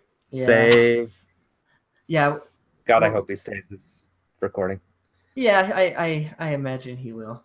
So I guess at this point, do we want to just roll in to change the system, and then we'll do Nintendo Tunes at the end? I think we might as well, because I don't think we have an option right now, right? We might as well talk about something. We have all these lovely live listeners just sitting don't want to. Well, I can. You two could do your change the system, and we can wait for Justin to get back. Yeah, and hopefully you can still. Yeah, hopefully you can still play a little bit before you have to go. So. I mean, I can go. I kind of have stuff to talk about this week. So. I have probably the same stuff to talk about that you do, at least one game. So why don't you hit it? All right. So I'm thinking the game we have in common is probably ARMS, right? Yes. I've put 30 hours into this game, and I've owned it for 5 days. I am in love with ARMS. And I had a bad moment last night. Last night I got really pissed off because I lost 3 ranked matches in a row. I'm rank 7, almost rank 8, and I'm getting really pissy now because the matches are getting really tough. But oh my god, it's such a good game. ARMS, I'm hoping everybody who's listening knows what ARMS is, because it's kind of like Nintendo's new big thing. But it's like a fighting game, obviously. And it's like Smash Bros. It's the exact feeling I get when I play Smash Bros. Except it's so new and refreshing and not a game I've been playing for 20 years. And I love it because it's so ridiculously difficult at the high levels. Oh, It's just so much fun. Eugene, help me gush over ARMS. Like, Okay, so I want you to keep talking about ARMS, but I want you to talk about how you're playing, because are you still playing with button controls? I am now exclusively playing with button controls. When I started, I played with motion controls like every other human being, and I loved it. I thought it was great. And then I had to start playing with the button because I needed to charge my system, and it's awkward to like lay your system down flat when you're playing ARMS, right, with the motion control and everything. So I started playing buttons, and I sucked at it at first. But then I started doing the buttons a little bit more, and I realized like I can move really easily now. I don't have to like, you know, kind of count on my opponent having the same faults that I do. Like the buttons just make everything so precise. And like even curving the arms at this point isn't a big deal for me with like the motion control. It's so much fun, especially with the buttons. So okay, I'm at the point now where I'm actually kind of like nervous that I'm going to end up blowing out my Joy-Con at some point. I'm just like furiously clicking buttons to play my arms. So I don't dislike the button controls, but I still find myself like when I'm playing gravitating towards the motion controls. And the reason why is that I think the reason why you moved right is because you feel like it's more precise to move and all that fun stuff, right? But that and aiming when you're punching. Okay, so that is one thing that is beneficial, but I think movement is actually easier for me somehow with the Joy-Cons. I don't know why. It just feels more natural for me to move like that. And also I feel like I can actually, so it might not be as like precise, like you know, you can just push the L or R button and then it throws a punch, right? But yeah. So you can like so it's a little bit easier to do like quick punches. But I feel that it's easier to aim my punches with the Joy-Cons because I feel like I have way more control, like in the way that it's curving. You know, like I can go in for like a really sharp curve, and then like kind of change it on the fly if my opponent moves. You know, like I don't know. I just feel I feel better about my punches when I have the Joy-Cons in my hand. No, see, and I appreciate that because I did find, at least I thought, that I was curving better when I was using the motion control. I went back to it and I tried it, but I didn't really have that same feeling this time. But I found that like careful choice of your loadout for like what arms you bring into battle can kind of negate the downside of playing on buttons. Like I'm using those chakram, which are like, you know, really curved, kind of like the boomerang weapon. And if you use the right sets, you naturally get like either more of like a straight on punch or a curved punch. And I just kind of like vary it up based on who I'm fighting. I try to do one that's good at like hitting opponents that jump a lot, one that's good at hitting opponents that strafe a lot, and one for just like straight on attacks. Mm-hmm. But I mean, like, it's got all of like Splatoon's charm and like the endearing aspects of Splatoon without it driving me insane like Splatoon does. I don't know if I'm just better at ARMS, but like I'm having so much fun with it. I love this game. It's the first game that I can say, because Breath of the Wild doesn't count because that was a Wii U game, but it's like the first game that I can really say like I'm so happy that I have a Switch, because like I want to put so much time into this game. I want to get as good at this game as like I already told Mike, I want him to get as good at this game as he is at Smash Bros. Because like I want that like top tier level competitive nature with this game. Like I want to get really good at this. So, and like all the like questions I had about that game going into it, like whether it was going to have longevity, for me, they've actually kind of been answered, because there is a lot of stuff that's around the main mode that kind of keeps me interested, you know, like I love fucking hoops. Anytime I'm in party mode and the hoops pops up, I get so excited. Even though I might not be like the best at it, it's still really fun. And so I got to play with a buddy of mine. Unfortunately, I didn't have two sets of Joy-Cons, so one of us had to be on button controls. So I let him do Joy-Con controls. I did button controls. And we played split screen, and we had to go, so we took the Switch with us and we played split screen in tabletop mode with the Joy-Cons and the fucking Pro controller. And it's like, it's something that I never thought I would do, but I'm finding myself doing it more and more often, and I gotta say, like, the split screen mode for ARMS is really, really fun. We didn't take it online or anything, so I can't speak to that, but like it's really awesome. There's just a lot going on in this game. You mentioned it to me in the group chat, but the attention to detail in this game is just wild. I don't know if you already spoke to that, but why don't you tell us what you had said about that? Okay, so there's like a lot of little details that make it so cool. Number one, you have fans like while you're playing. So you'll see people like in your colored outfit, like whether you're using an alt color or not, it'll be the color that you're wearing. And like I play as Ribbon Girl mostly, so they have like the blonde hair and the ribbon. Bark and Bite, the police cops, they all wear the little like robot dog head. Like they dress up like you. And when you land attacks, they cheer. And when you lose a match, they all like grab their heads and shake like they're disappointed. Like that in itself is really cool. There's little like stage things that I didn't notice the first time. Like I was fighting on Ramen Girl's stage the other day, Min Min, and I threw her into the gong and the gong gonged.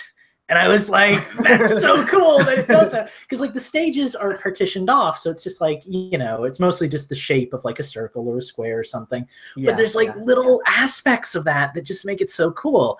And like now I'm at the point where I'm testing different gloves to see like what gives me more attack power in training mode. Because like I found that the normal gloves that are actually unlockable for me, like they get bigger, so they're easier to hit with, but they only deal 100 damage if they're charged. Otherwise, they deal 90. The electrified gloves deal 100 damage no matter what. And when they're charged, they just have the added effect of stunning you. So like I'm starting to play through and see like what makes sense and what doesn't. And it's cool how it's a really simple game, but there's a lot of depth to it. And the detail that they went through is just phenomenal. It sounds like another game you and I used to play, Lucas. We won't mention that right now. Yeah, it does. It actually like it came at a good time because with all the Capcom stuff, Mike and I, and by extension Steve, have kind of stopped hunting for a while. We'll get back into it, but it left a bad taste in most of our mouths. And like ARMS came along and just like stole my heart. So like, which is good. Yeah, I'm really, really happy with my purchase. Like it actually has me more excited for Splatoon. Because if Splatoon is like half as much fun as ARMS is, I know I'm going to have a blast.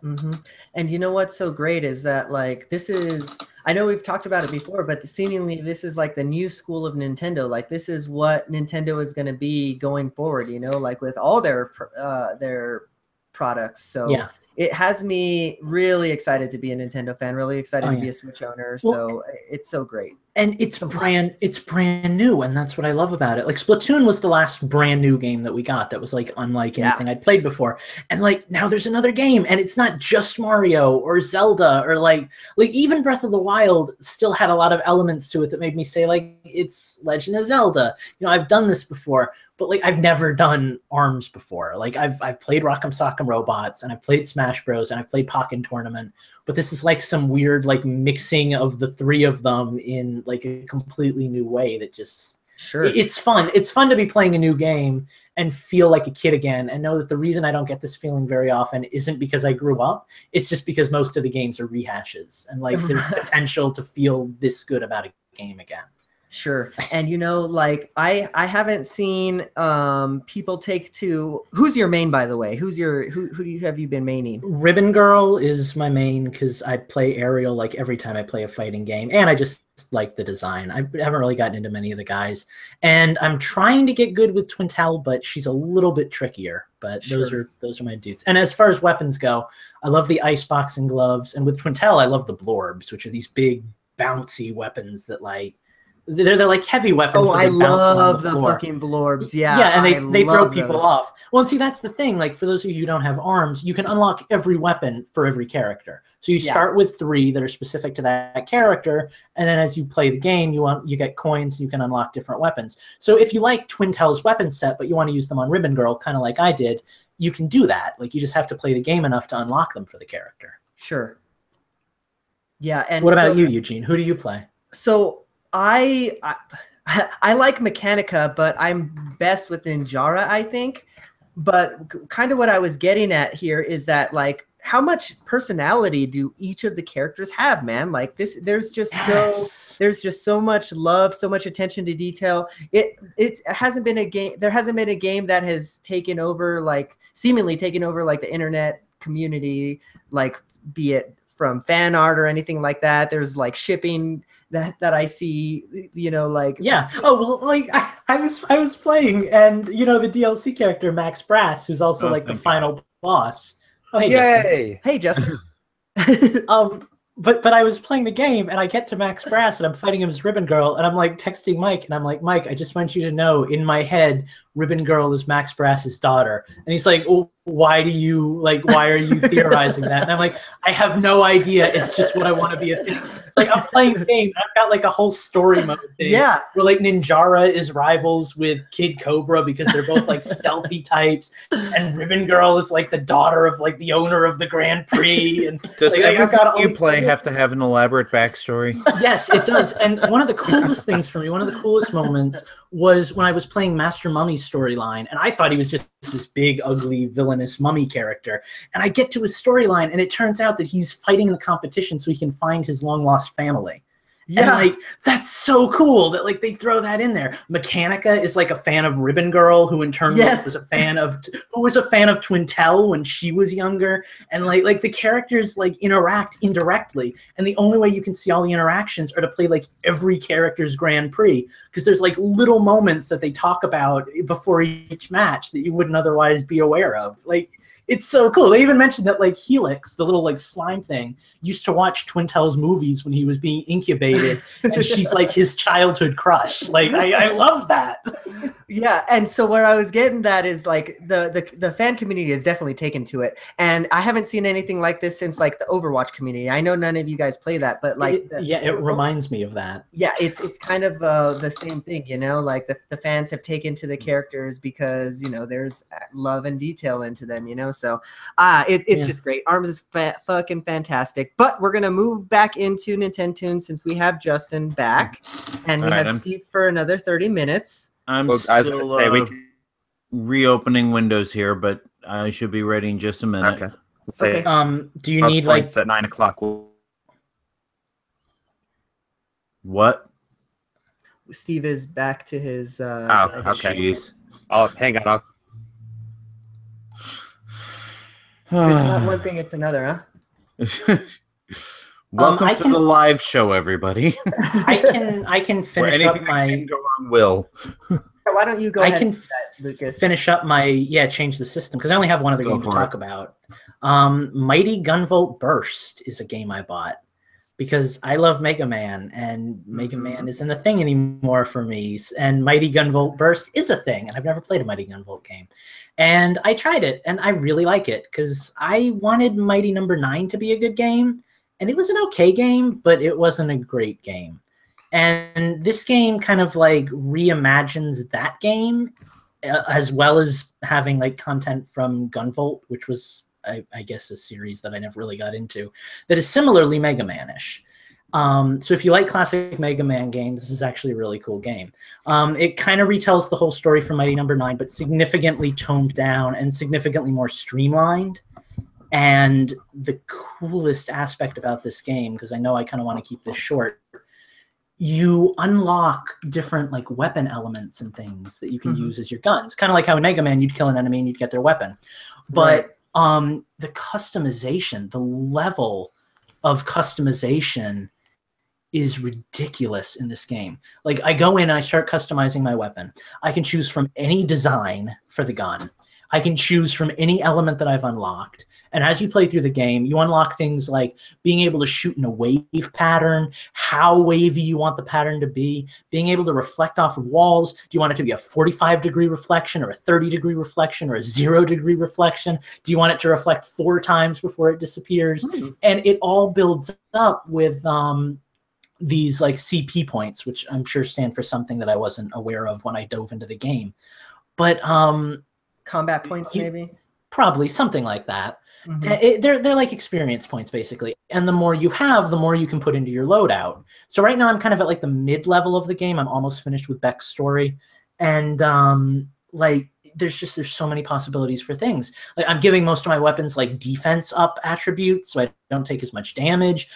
You can even customize it so you can link a shot to be your charge shot.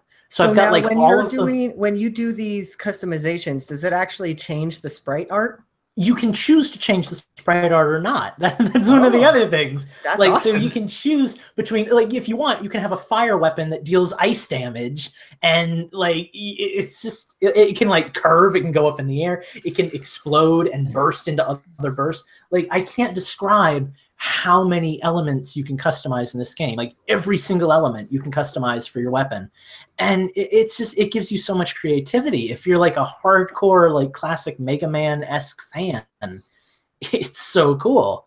So, but I just wanted to throw out like that one last thing. You can customize the charge shot. So you can choose any weapon to be like your charged up shot. So you can have like a fire weapon that shoots electric attacks when it's charged and deals 2 times the damage, or you can be like, you can take more damage and lower your CP. It's ridiculous. I'm really impressed with this game. There are things about it that obviously, you know, aren't perfect and would keep it from being like a 10 out of 10. Right now I'm stuck at this like boss gauntlet and you have to do it all in one go. You can't even like save and quit, and that's ridiculous. But by and large, like it's better than Mighty Number 9 was. I've never played a Gunvolt game, so I can't criticize or talk about that. But it's a fun game. Like if you're looking for kind of like a Mega Man type game, if you get as much joy out of those games as I do, which is a lot, like it's not a bad game. It's a little expensive. It's $20, but it's a cool game. I'm really liking it. One question for you. Are you gonna, does that mean, since it's from the same developer and everything, Inti Creates, or does that mean that you're more excited now for Bloodstained, the you know, the kind of spiritual successor to Castlevania, the Igarashi joint? I have absolutely no idea what you're talking about. Okay, so look it up. It was a Kickstarter a few years ago. It's called Bloodstained. Koji Igarashi, who made all the Castlevania games and is now working with Inti Creates, the people who made the Gunvolt game that you're playing right now. They're coming out with a game called Bloodstained, Ritual of the Night, and it's basically Castlevania without Castlevania in the title. Huh. Concern with that is that we've had 2 games like that already. We've had Mighty Number 9 and we've had Yooka-Laylee. And admittedly, Yooka-Laylee looks better to me now than it did when I watched some of the reviews. I think that was mostly just people like bashing on it because they weren't excited that it was just what they expected it to be. But I mean, Mighty Number 9 admittedly wasn't like a perfect game. But it seems like even when you make a decent game, if you do it through Kickstarter and crowdfunding, and it's supposed to be like a spiritual successor kind of game, people end up hating it. And I don't know if it's just that it's a bad game or just that people are angsty that they're getting exactly what they're paying for. But I don't know. I just have a feeling that like this one is going to be just the same thing. It's going to get released and people are going to be super hyped for it. And it's going to come out and it's going to be like a 6 or a 7 out of 10. And it'll probably be a good game. And everybody's going to bash it because it's just Castlevania and they wanted like, you know, something more, but simultaneously they wanted a Castlevania reboot. So right. Yeah. Okay. Well, I guess let's let Justin roll with Nintendo's again here. If you're ready, Justin, do you have all your stuff pulled up? Is Steve back? Yeah. Do we have Steve? Oh, there you are. I don't have the window open, so I couldn't. Well, I'm in here twice now. You're double Steve. I switched to the other. We have 3 parts of the network in our house. Long story. I think I might have it figured out. Okay, that works. You sound a million. Yeah, you definitely sound better right now. Okay, so remind me, I need to connect to the second extension, not the first one when we record next week. If I forget, I'll write it on my hand. I can't remember shit, so don't ask me to remember anything. Okay, well, so Justin, there goes other Steve. So, Justin, when you roll back into it, just kind of say, "All right, we're back," and then here's the next song or something like that, and then I'll be able to edit it. Yay!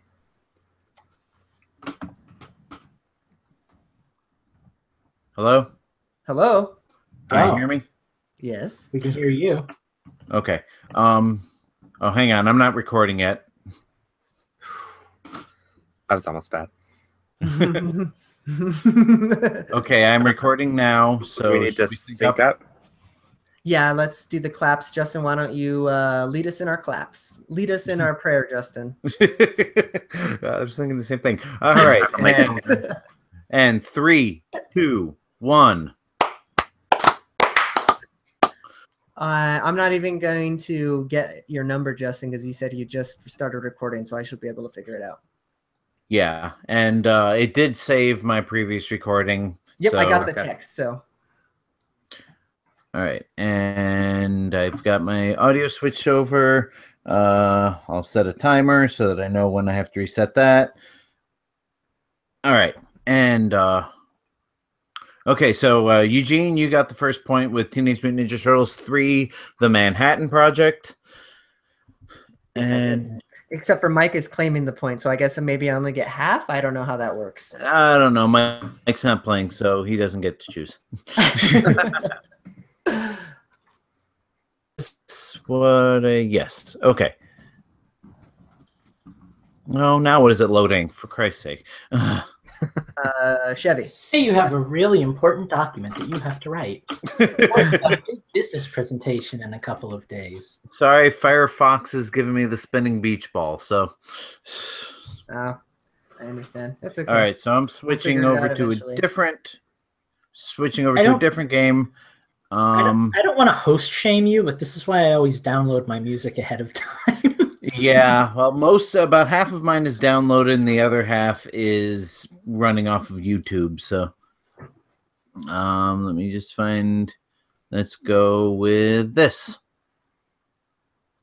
Oh, and we're back to Nintendo's. Sounds like an earthquake. I hear gurgling. Is this a song? Is this Majora's Mask? Oh my God, Eugene with 2 in a row. Seriously?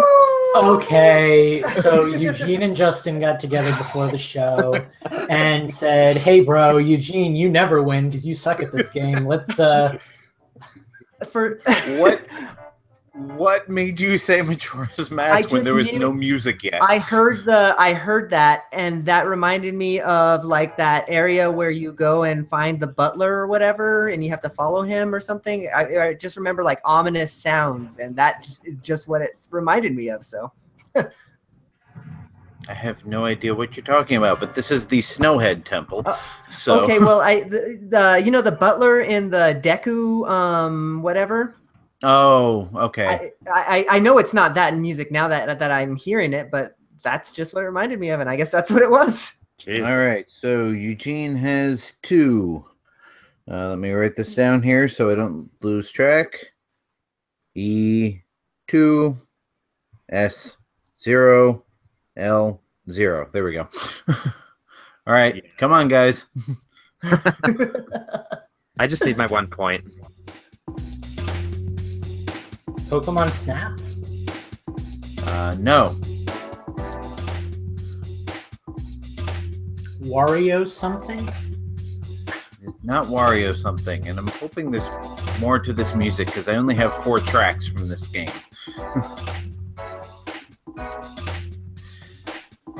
Do we want... I either need a hint or a new track because I got nothing. By any chance? What? What was the question? Is this a peripheral like the e-reader? No, it is not. Interesting question, though. Do we want the system? Do we want a system or a genre or? Give me system. Nintendo 64. Let's try another one. I should get out of the chat because I think. Oh, hey. All right, I only have 3 music tracks for this, apparently. So. All right, well, give us track number 2. Yeah, I just exited the chat as well, so Justin, you'll have to be our chat guy. I didn't realize the Fresh Prince of Bel-Air had a video game. Well, it was Nintendo 64, mid-90s. It was a sequel to Home. Is this a sequel to what? Home Improvement. The sequel to Home Improvement. Oh, good grief. I'm not even acknowledging that question. Space Channel 5 never came out on Nintendo systems.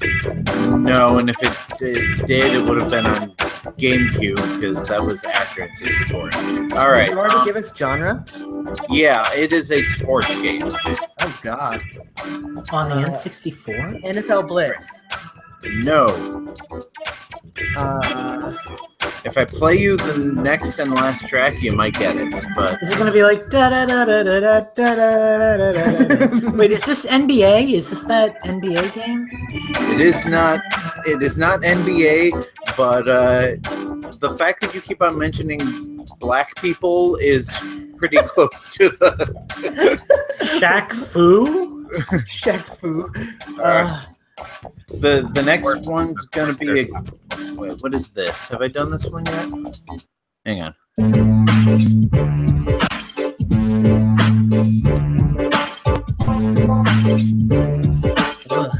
Is it like a Michael Jordan golf game or something? No.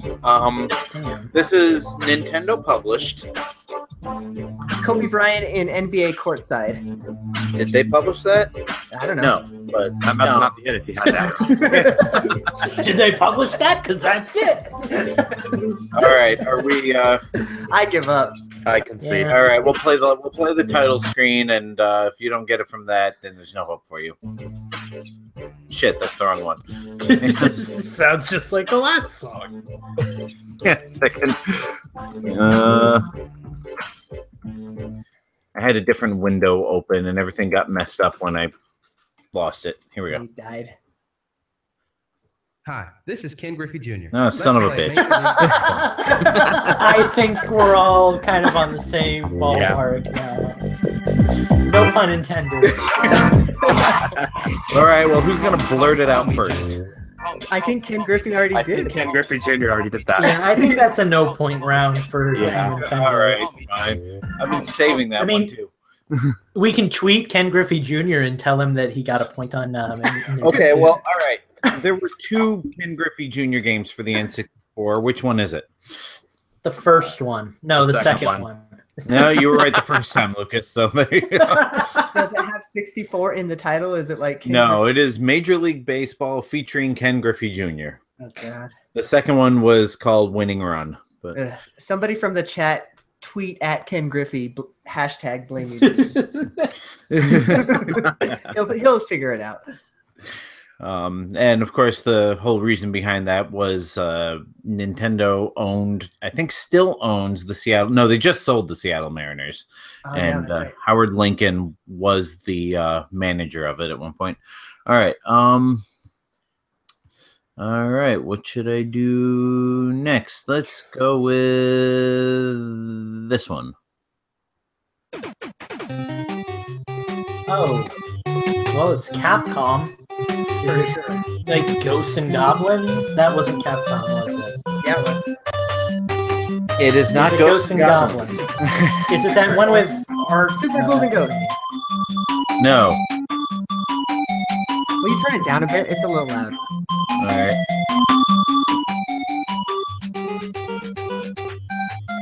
And I got a lot of music for this one, so. I like it, whatever it is. So keep it coming. And I'm not watching chat, so. What the hell? We just changed genres, boys and girls. Right? Oh no, this is all the What? same game. What platform is this? NES. NES. Okay. Is Yeah. this the Chippendales game?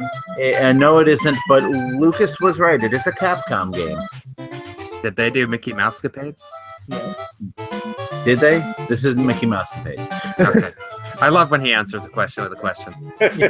Well, when I do, the answer is definitely no. Because All I can say for sure is it's not Mega Man anything. Is it a licensed title? it is a licensed title. It's not Chippendale. It is not Chip and Dale. Is it on the Disney Afternoon Collection? It is not a Disney afternoon game. It's not DuckTales. It's not Darkwing Duck. It's not Those are all Disney. Oh, Tailspin. No. Yeah, but those Did they ones have a are really good. Tailspin game on? There was. They do. I'll be honest. I don't know what's on the collection. So Well, Tailspin wasn't on the collection, but it was a Disney game. Can we get a new song? yeah. I've been changing it up every once in a while without telling you. Did I do this one already? No. This game is bipolar. Yeah, now it's an RPG. Yeah, I really like the music though. All right, so here's what we've got. It is a Capcom game on the NES. It is licensed, and it is not a Disney afternoon game. Genre? It is a platformer. Well, that doesn't help. Shit. All right, just so we don't drag this out any longer, I'll give you stage 1.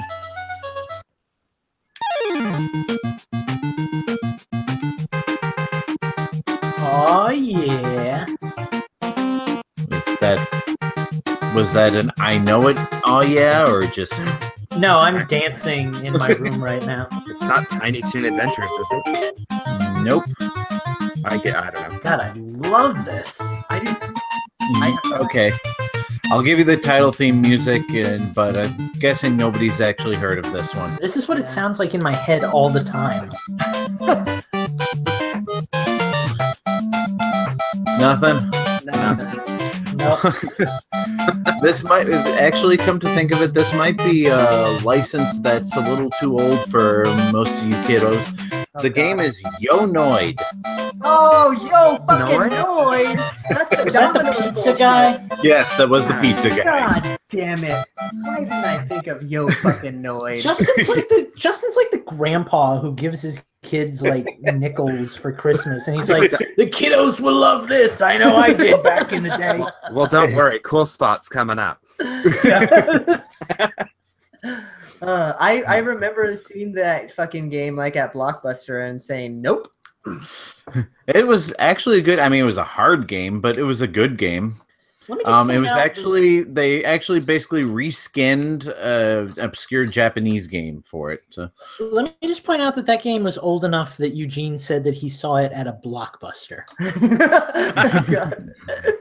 Well, it was an NES game, so, you know. Blockbuster did exist back then. All right, let's see. That's my point. Hey, I rented Super Nintendo games from Blockbuster. I'll have you know. When I was a kid, the only games Blockbuster rented were N64. Like, you could not find an NES or a Super Nintendo game at a Blockbuster. Oh, I know this. Pilot Wings Resort? No. Oh, Wii. It's one of those Wii games. Wii Sports Resort. Wii Sports. Geez, Lucas, got another one from a wild guess. It is Wii bitch. Sports. Well, I knew it was one of them. Like, What it is was this exactly music a from? wild guess. Where did it come? Where did this music come from? It's like a results screen or something. Yeah, That Oh, was, golf. uh, It's fucking golf. Course Select. I was Yeah. trying to find some in-game music, but there isn't any in-game music. So that was the Golf Course Select. Yeah. there See we go. that? You do a game from when we all actually existed, and suddenly I'm okay. It's just when you pull this like old man garbage. What's the score? Does Eugene have 2 or 3? You and Eugene are tied, and then I Right. think there were 2 that you didn't get. Wait, I've Yeah. only gotten 1 point. No, you got 2 because you got this Yeah. one, and then you got something else earlier. Did I we swear count I Griffey? did not. No, I didn't get Ken Griffey. Well, I mean, I think I might have given you the point for it.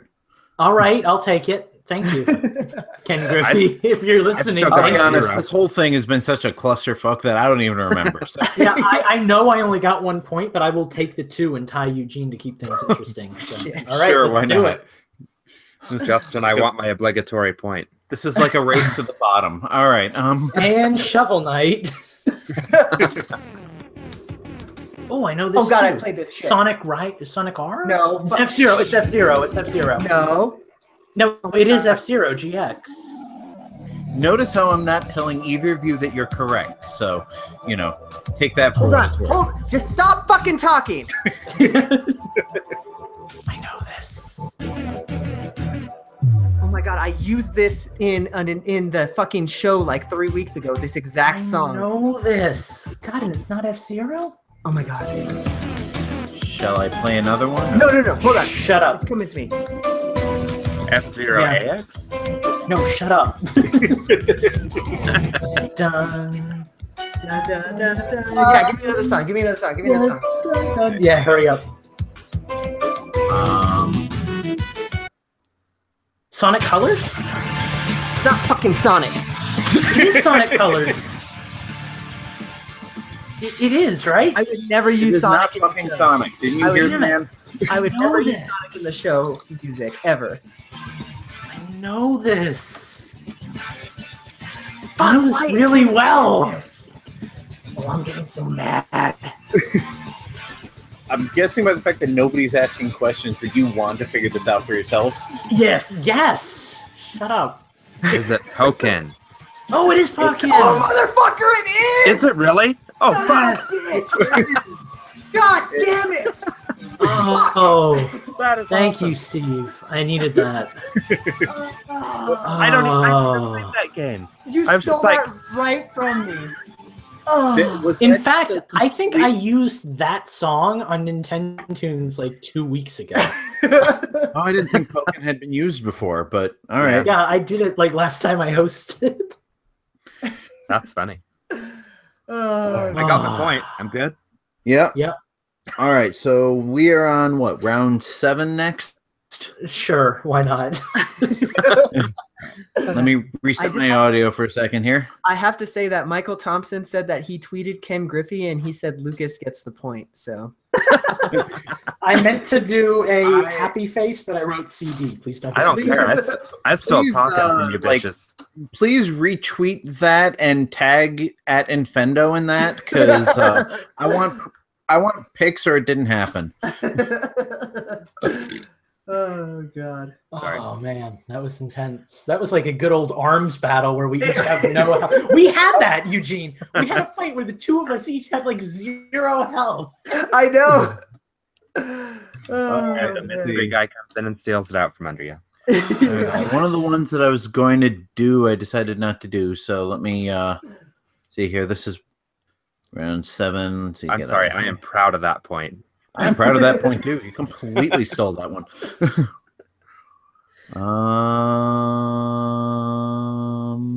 Is this the one where Justin thinks way too long and doesn't play a damn games track? 6 minutes, Jeff. Oh. I know this very well too. Mad World! It's Mad World! Holy shit! Son of a Love this game. I bitch. love this game. In fact, I think this is one of Doza Reyes' songs. But This is an instrumental one. Yes, but I think you're right. I think this is Doja Reyes. I like have the entire Mad World track on my phone. Like I love this game. I have love the this official music. soundtrack on CD, and then I downloaded all the instrumentals from. Have you ever somewhere. listened to the Anarchy Reigns soundtrack? Because it's like almost a direct sequel to Mad World. And it's like so good. No, I haven't listened to it yet. I want to get that game so badly. I just never think of it when. If next time GameStop has a buy 2 get 1 free thing, I'll make that one of my games. Cool. That's every other day. Yeah, well, they didn't have one last time I was in there. So, all right, that was 7, correct? That Sure. was 7. Sure, why not? Sounds good. All right. It makes me so happy when you play music that I actually recognize. Like I'm like a child right now. All right. And Eugene is your angry older brother. Yeah. Oh. Oh, that's Pilot Wings Resort. Jeez, I didn't even have to tell you. You mentioned it earlier in the show. And I'm pretty sure Steve did this like last week on Nintendo. Me? I wouldn't play Pilot Wings. Somebody did. It was me. I don't think Last week You was did? Eugene. I did Pilot Wings, but not Resort. Just Pilot Yeah, Wings. okay. I was going to say, because I generally cross one of them off. All right, so what is this music then, if you want to be so smart? Wasn't this the bicycle one? No, I think The that air would bicycle? probably be this one. Oh, then I don't Was it know. Oh, was it the jetpack? Yes, it was the jetpack. And can I just I say don't that know I was really annoyed that was not like a pack-in or pre-installed game. Yeah, it wasn't very good. It wasn't really even Pilot Wingsy, but Yeah, I I enjoyed it for what it was, and it was a great tech demo, but it was definitely not worth what, $30 or $40. No. I want to know what Michael Thompson is talking about in the chat. I'm not sure All right, what so we double got- is. So we got 2 more rounds to go here. Lucas is in the lead with 4. Eugene has 2. Steve has 1. Steve's almost got to go. Yeah. All right. Steve got his point. I was to say I got my point. Oh, Banjo-Kazooie? No. Oh my God. It's Luigi's Mansion 2? No. Luigi's Mansion 1? No. I know this. I think I do too. Is it Epic Mickey? It is Epic Mickey. Wow! I got 2 points. You do have 2 points. And Boy, we I have would 1 round not left. have gotten that. Unless I lost track of rounds. I don't know. the Chat, hell how are we did doing? Epic Mickey? I was talking to my wife, and I'm like, oh, that's Epic Mickey. Oh, shit. All right. Wow, all of the ones that I thought you guys would stumble on, you're getting right off the bat. So That's because they're modern. Oh, God. So Gubble is a game. Look it up on your phone. I'm afraid all right, that get it's out like- of the chat. I'm afraid that it's like a trap, and I'm gonna be like cursed in my phone or something if I look it up. I have to own it now. It's for some reason. Look it up. All right, let's see here. Well, Lucas has officially won the game. Do we want to do the last round? Oh, I've Yeah, seen this give it a- before. John Tron played this. Yeah, let's do it. All right. No, I don't want to do that one. Crap. I may have been one short, or I deleted one from the list. So, oh no, I forgot. I didn't do this one yet.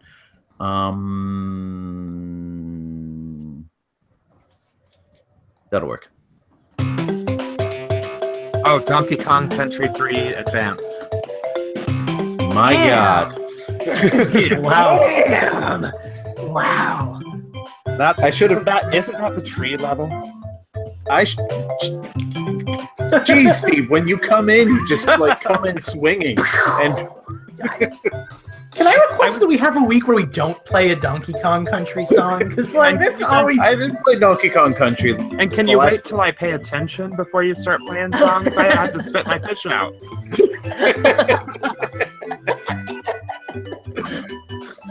I hope that wasn't a euphemism. No, I hope it was. teriyaki fish in my mouth. Why are you eating during Nintendo? I don't know. My brother-in-law brought me down food. I'm Italian. We don't turn away food. All right. Well, So Lucas won with 4. Steve was in second place with 3, and Eugene lost with 2. okay, Well, I'd just okay. like to point out that if you're recording this, Eugene, and it turns out I did only get 3 points, like I think I did, that I tied with Steve. But we'll see what happens. I So swear I should only we got do 3 it? points. Should we do a tiebreaker just in case? Justin It's up to prepared. you. I'm sure I could find something that you could jump on real quick if you want to do that.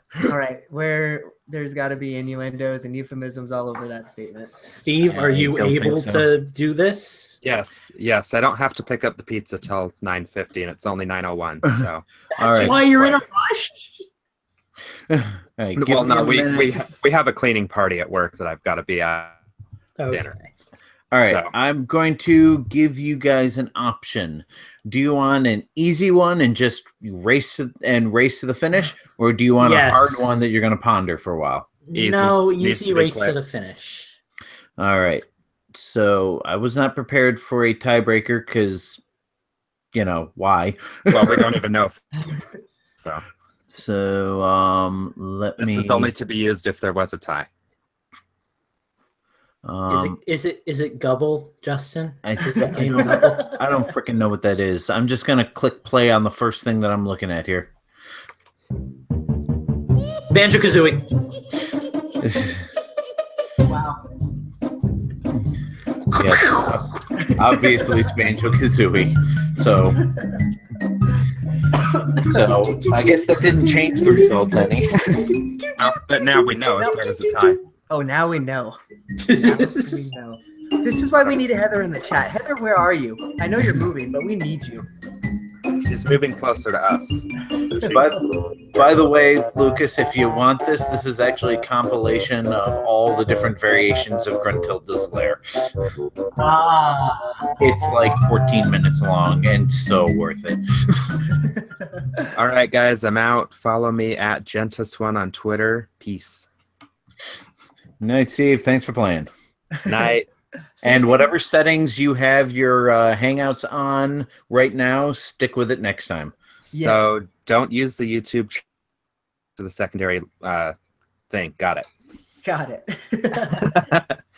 So, Good night. Night, guys. Night. See ya. Night, Steve. All right. Well, I guess that's it. Lucas, I don't have any victory music for you because I don't have my voice meter open, but just imagine like fireworks. And... Can you sing me something, Eugene? Yeah. Can you sing me a song? Oh, I'll sing it for you. What do you want me to sing? I can sing you some Tech Nine. I want Celine Dion. I will always love you. Oh, that's disappointing. Wait a second. I will always That'll work. love you. That works too.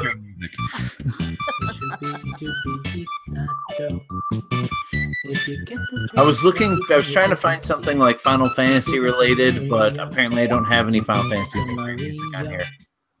Oh, even better.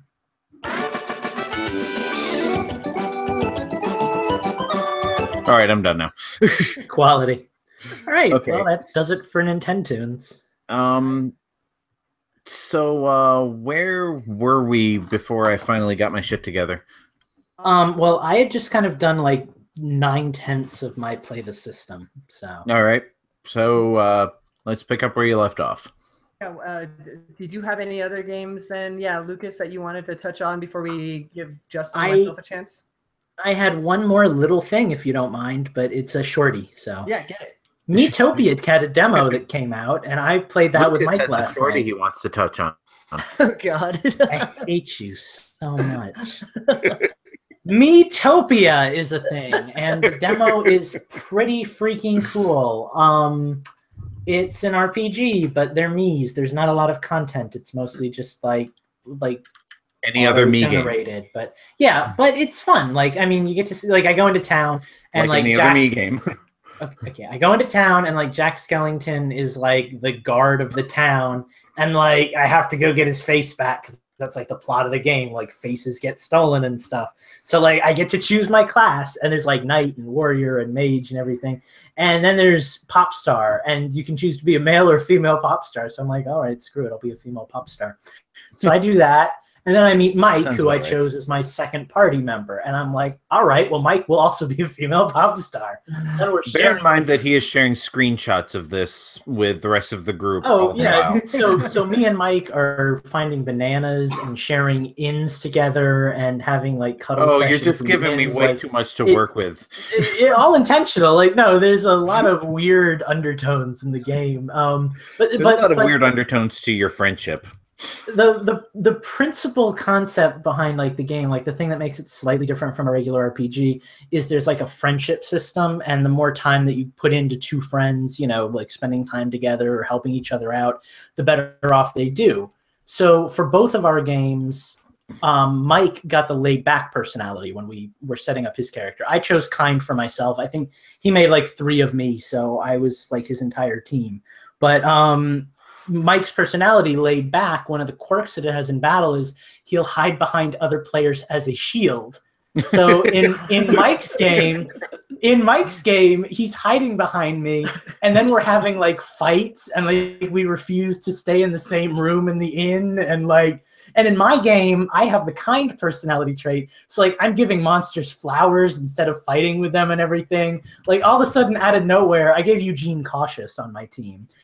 And it's just like in real life, like we're having a fight and we're both dying, and all of a sudden Eugene's like, wait, I prepared for this, and he pulls like a healing potion out of nowhere and just starts healing the team. Like there's a lot of fun potential for it. And you can like customize your characters too. So like I had Mike's comment is fondle giblets, and my friend M, who is in the chat, the first thing she said in our group chat tonight was bitch, and that's like one of her catchphrases. So I made her in the game, and I had her thing be bitch. Like every time she want to fight, she'd be like bitch. So there's cool. no censorship. Oh no, absolutely no censorship. It's a fun game. I've read that you're gonna get like 10 party members until post game, and there's like 10 classes, so you can choose one for everything. The reason that I'm struggling with it is because it like locks you into a class, and you can't change classes until you're almost done with the entire game, not the demo, but like the real game.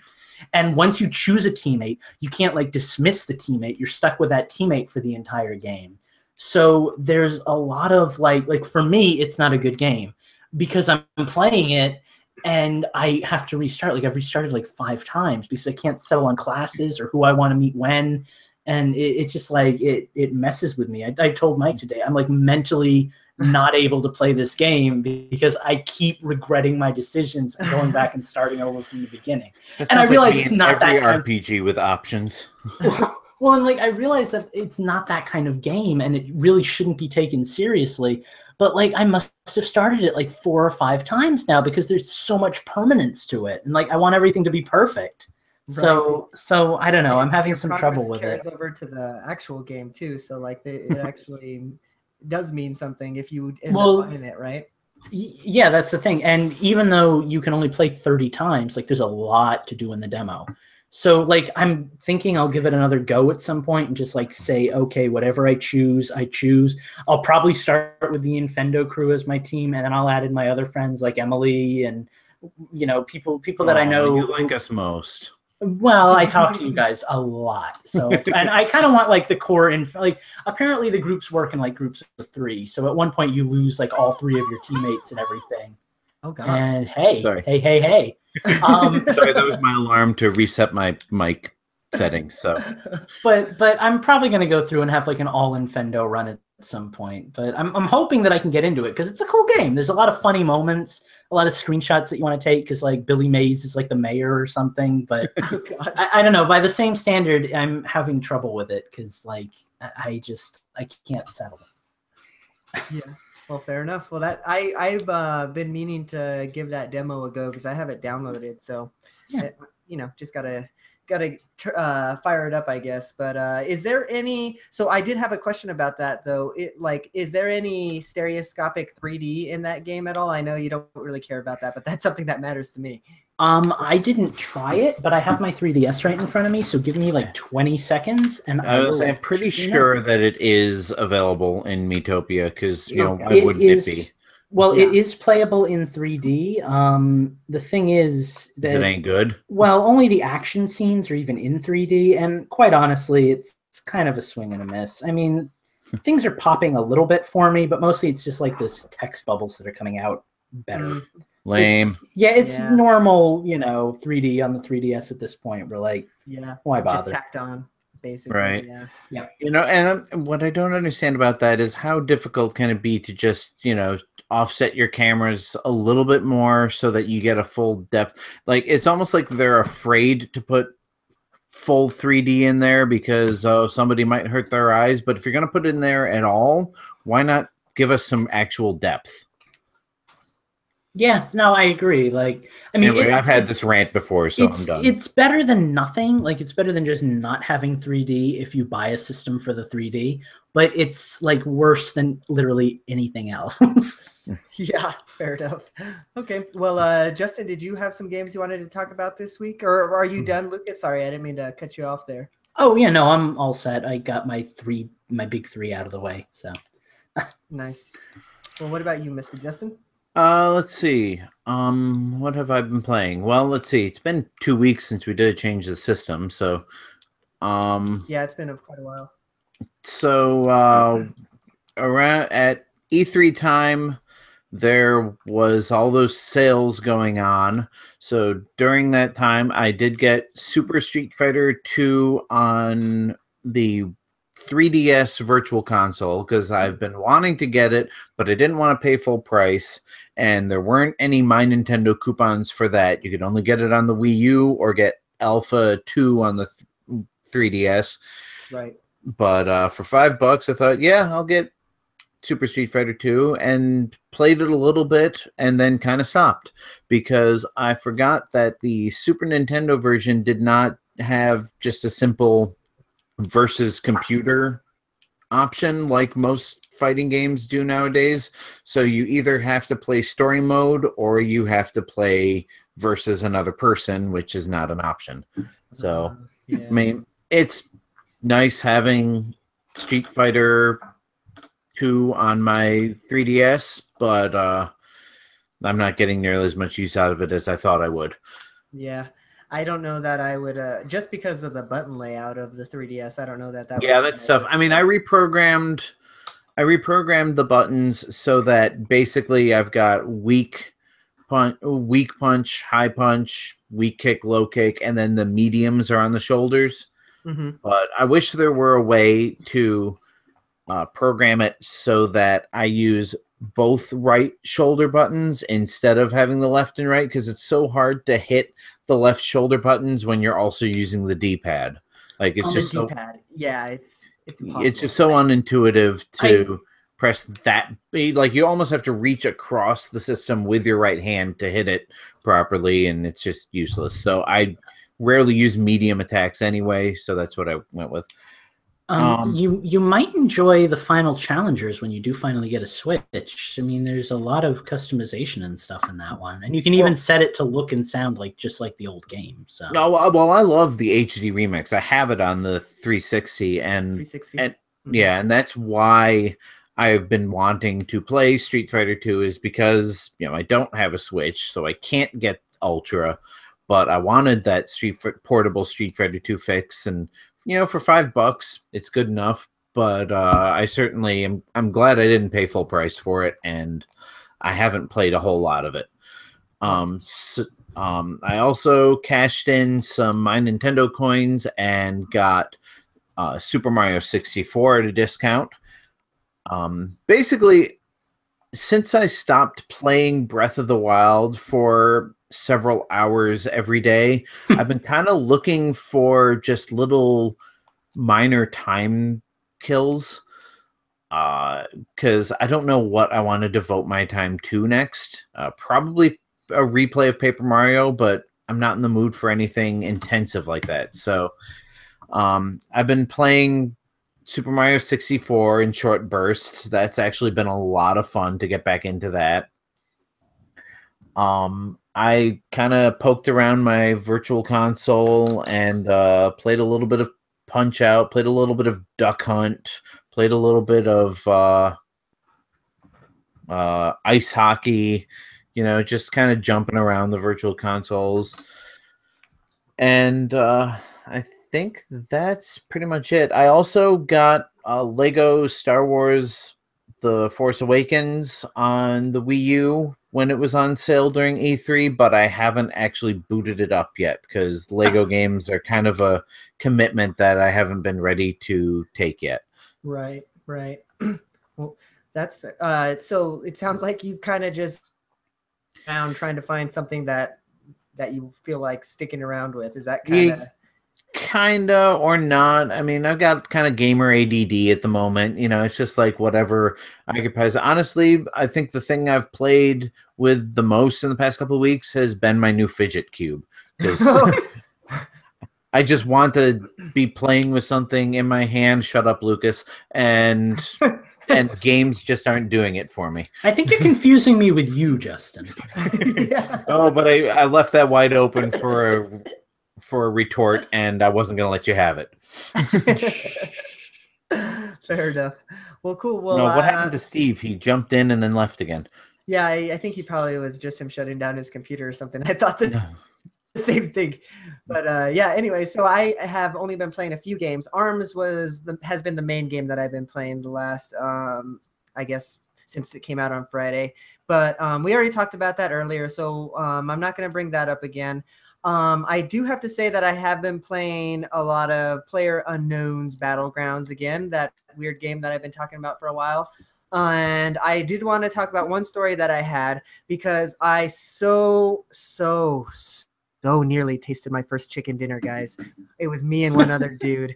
We were like in this little courtyard, and all I had to do was kill the motherfucker. I was hidden behind something, and I threw a grenade. And I wasn't even mad that I lost, because the way I died is that the grenade bounced off of like a house or the roof or something. I don't know. And it just blew up right behind me, and I died, and I took second place. So I just laughed and laughed after that and turned it off and walked away.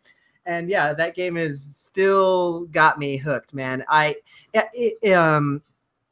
sense of like dread when you start playing that game, and tension, because as immediately once you hit the ground, because for those of you who don't know what it's about, you jump out of an airplane with 100 other players, and you have to be the last one to live, kind of like Hunger Games style or whatever. And so like from go, like you're just on edge, you know. And the sound design on this game is so freaking good. Like you can hear like gunshots and everything coming from across the map and everything. And I'm really, really in love with it. It's between ARMS and this. Those are really the only two games that I want to play right now competitively. And I don't know why I've been playing competitive games lately, but like that, I don't know. It's kind of been my thing. So yeah, between these two games, that's been all my gaming time. So that's it. I guess that really brings us to the end of the show then, doesn't it, guys? Yeah, the only other thing that I wanted to add was I've been trying to play with my new 8BitDo controller. I synced it to my computer, as I said before, and I was looking through Steam to see if there was something I could play, and I saw that Postal 2 was on sale. So I bought that, but I didn't have any room on my hard drive, so I haven't played it yet. But it was like $2, and I thought, for $2 I will play this game.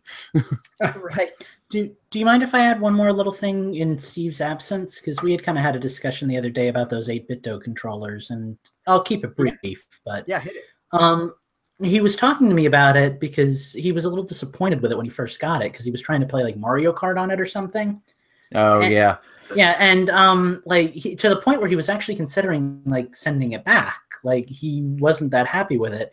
And we kind of suggested like, try some old 8-bit games on it. And he seemed to really like playing the 8-bit games, but it's clearly a controller that's only meant for like that niche, gaming experience. Like it's not a controller that you want to bring into like a 3D game, any game that takes place on like a Z-axis. Mm-hmm. I watched before I bought mine, I watched a video review on YouTube, and at least as far as the Switch, I mean, he tried it out on Mario Kart and it seemed to work just fine. But yeah, I got it because I figured I could use it as a classic controller for my Wii U, and it just behaves like a sideways Wii remote. So, I'm disappointed in that aspect of it.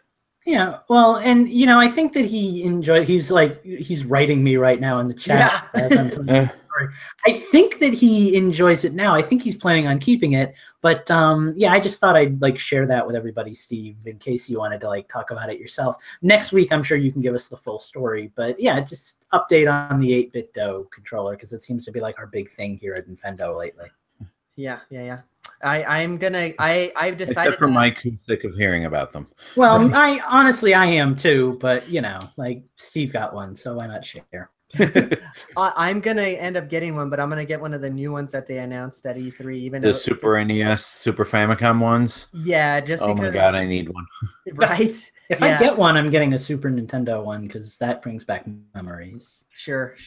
So, all right, guys. Well, what do you say we close out the show here? I think we kind of wobbled our way to the finish line tonight here. Not through really any fault of our own. I mean, we just had a lot of tech issues, and it's a live show, so Yeah, and to be fair, once we got Nintendo's working, it actually ran smoother than most of my Nintendo's. So. Sure. So, but before we go, I did want to bring up an email that we got earlier. I actually got it earlier today from, well, I'm not going to say his name because he might not want me to read his name on the air. We'll just call him, Sam. Mario. Mystery Man. And I hear you, Mario, because I actually had to order another keyboard just because of this, and it came in finally. But anyways, he said, "Are you going to tell us what he said?" He says, "For the love of holy, can whoever has the loud keyboard please not use it during the podcast? That was me, by the way. Thank God! I thought it was me. Yeah, me too, because my keyboard's right next to the mic. It's incredibly distracting and annoying. I understand the appeal of mechanical keyboards, which is what I have, but out of the respect of your listeners and for the some semblance of professionalism, switch to another quiet keyboard temporarily for the duration of the podcast. And yeah, I've been thinking about that. It's been on my mind. I hadn't ordered one. I finally got a really nice one that I liked from Amazon for like $10, and hopefully you didn't hear it tonight. So thanks, Scott, for writing in. If you want to be like Scott and you have anything to say about the show, good or bad or otherwise, you can hit us up at tips@infendo.com or hit me up directly at eugene@infendo.com and write me an email. Tell us what you think. So with that, guys, we did it. We were live tonight, and the listeners know what happens behind the scenes, and you can too if you join us live every Wednesday. We usually jump on around 9 o'clock Eastern, 7 o'clock Mountain Time, so come and listen with us. So with that, guys, what do you say we give our Twitter shit and get out of here? So Lucas, where can we find you? Twitter is at Mike_DA_parrot. My YouTube is Pokemon Trainer Verdant, which is obvious if you're in the live chat. I posted that match where I got destroyed, and I added fun little Pokemon Coliseum and Stadium music in the background. Oh no, it was Pokken.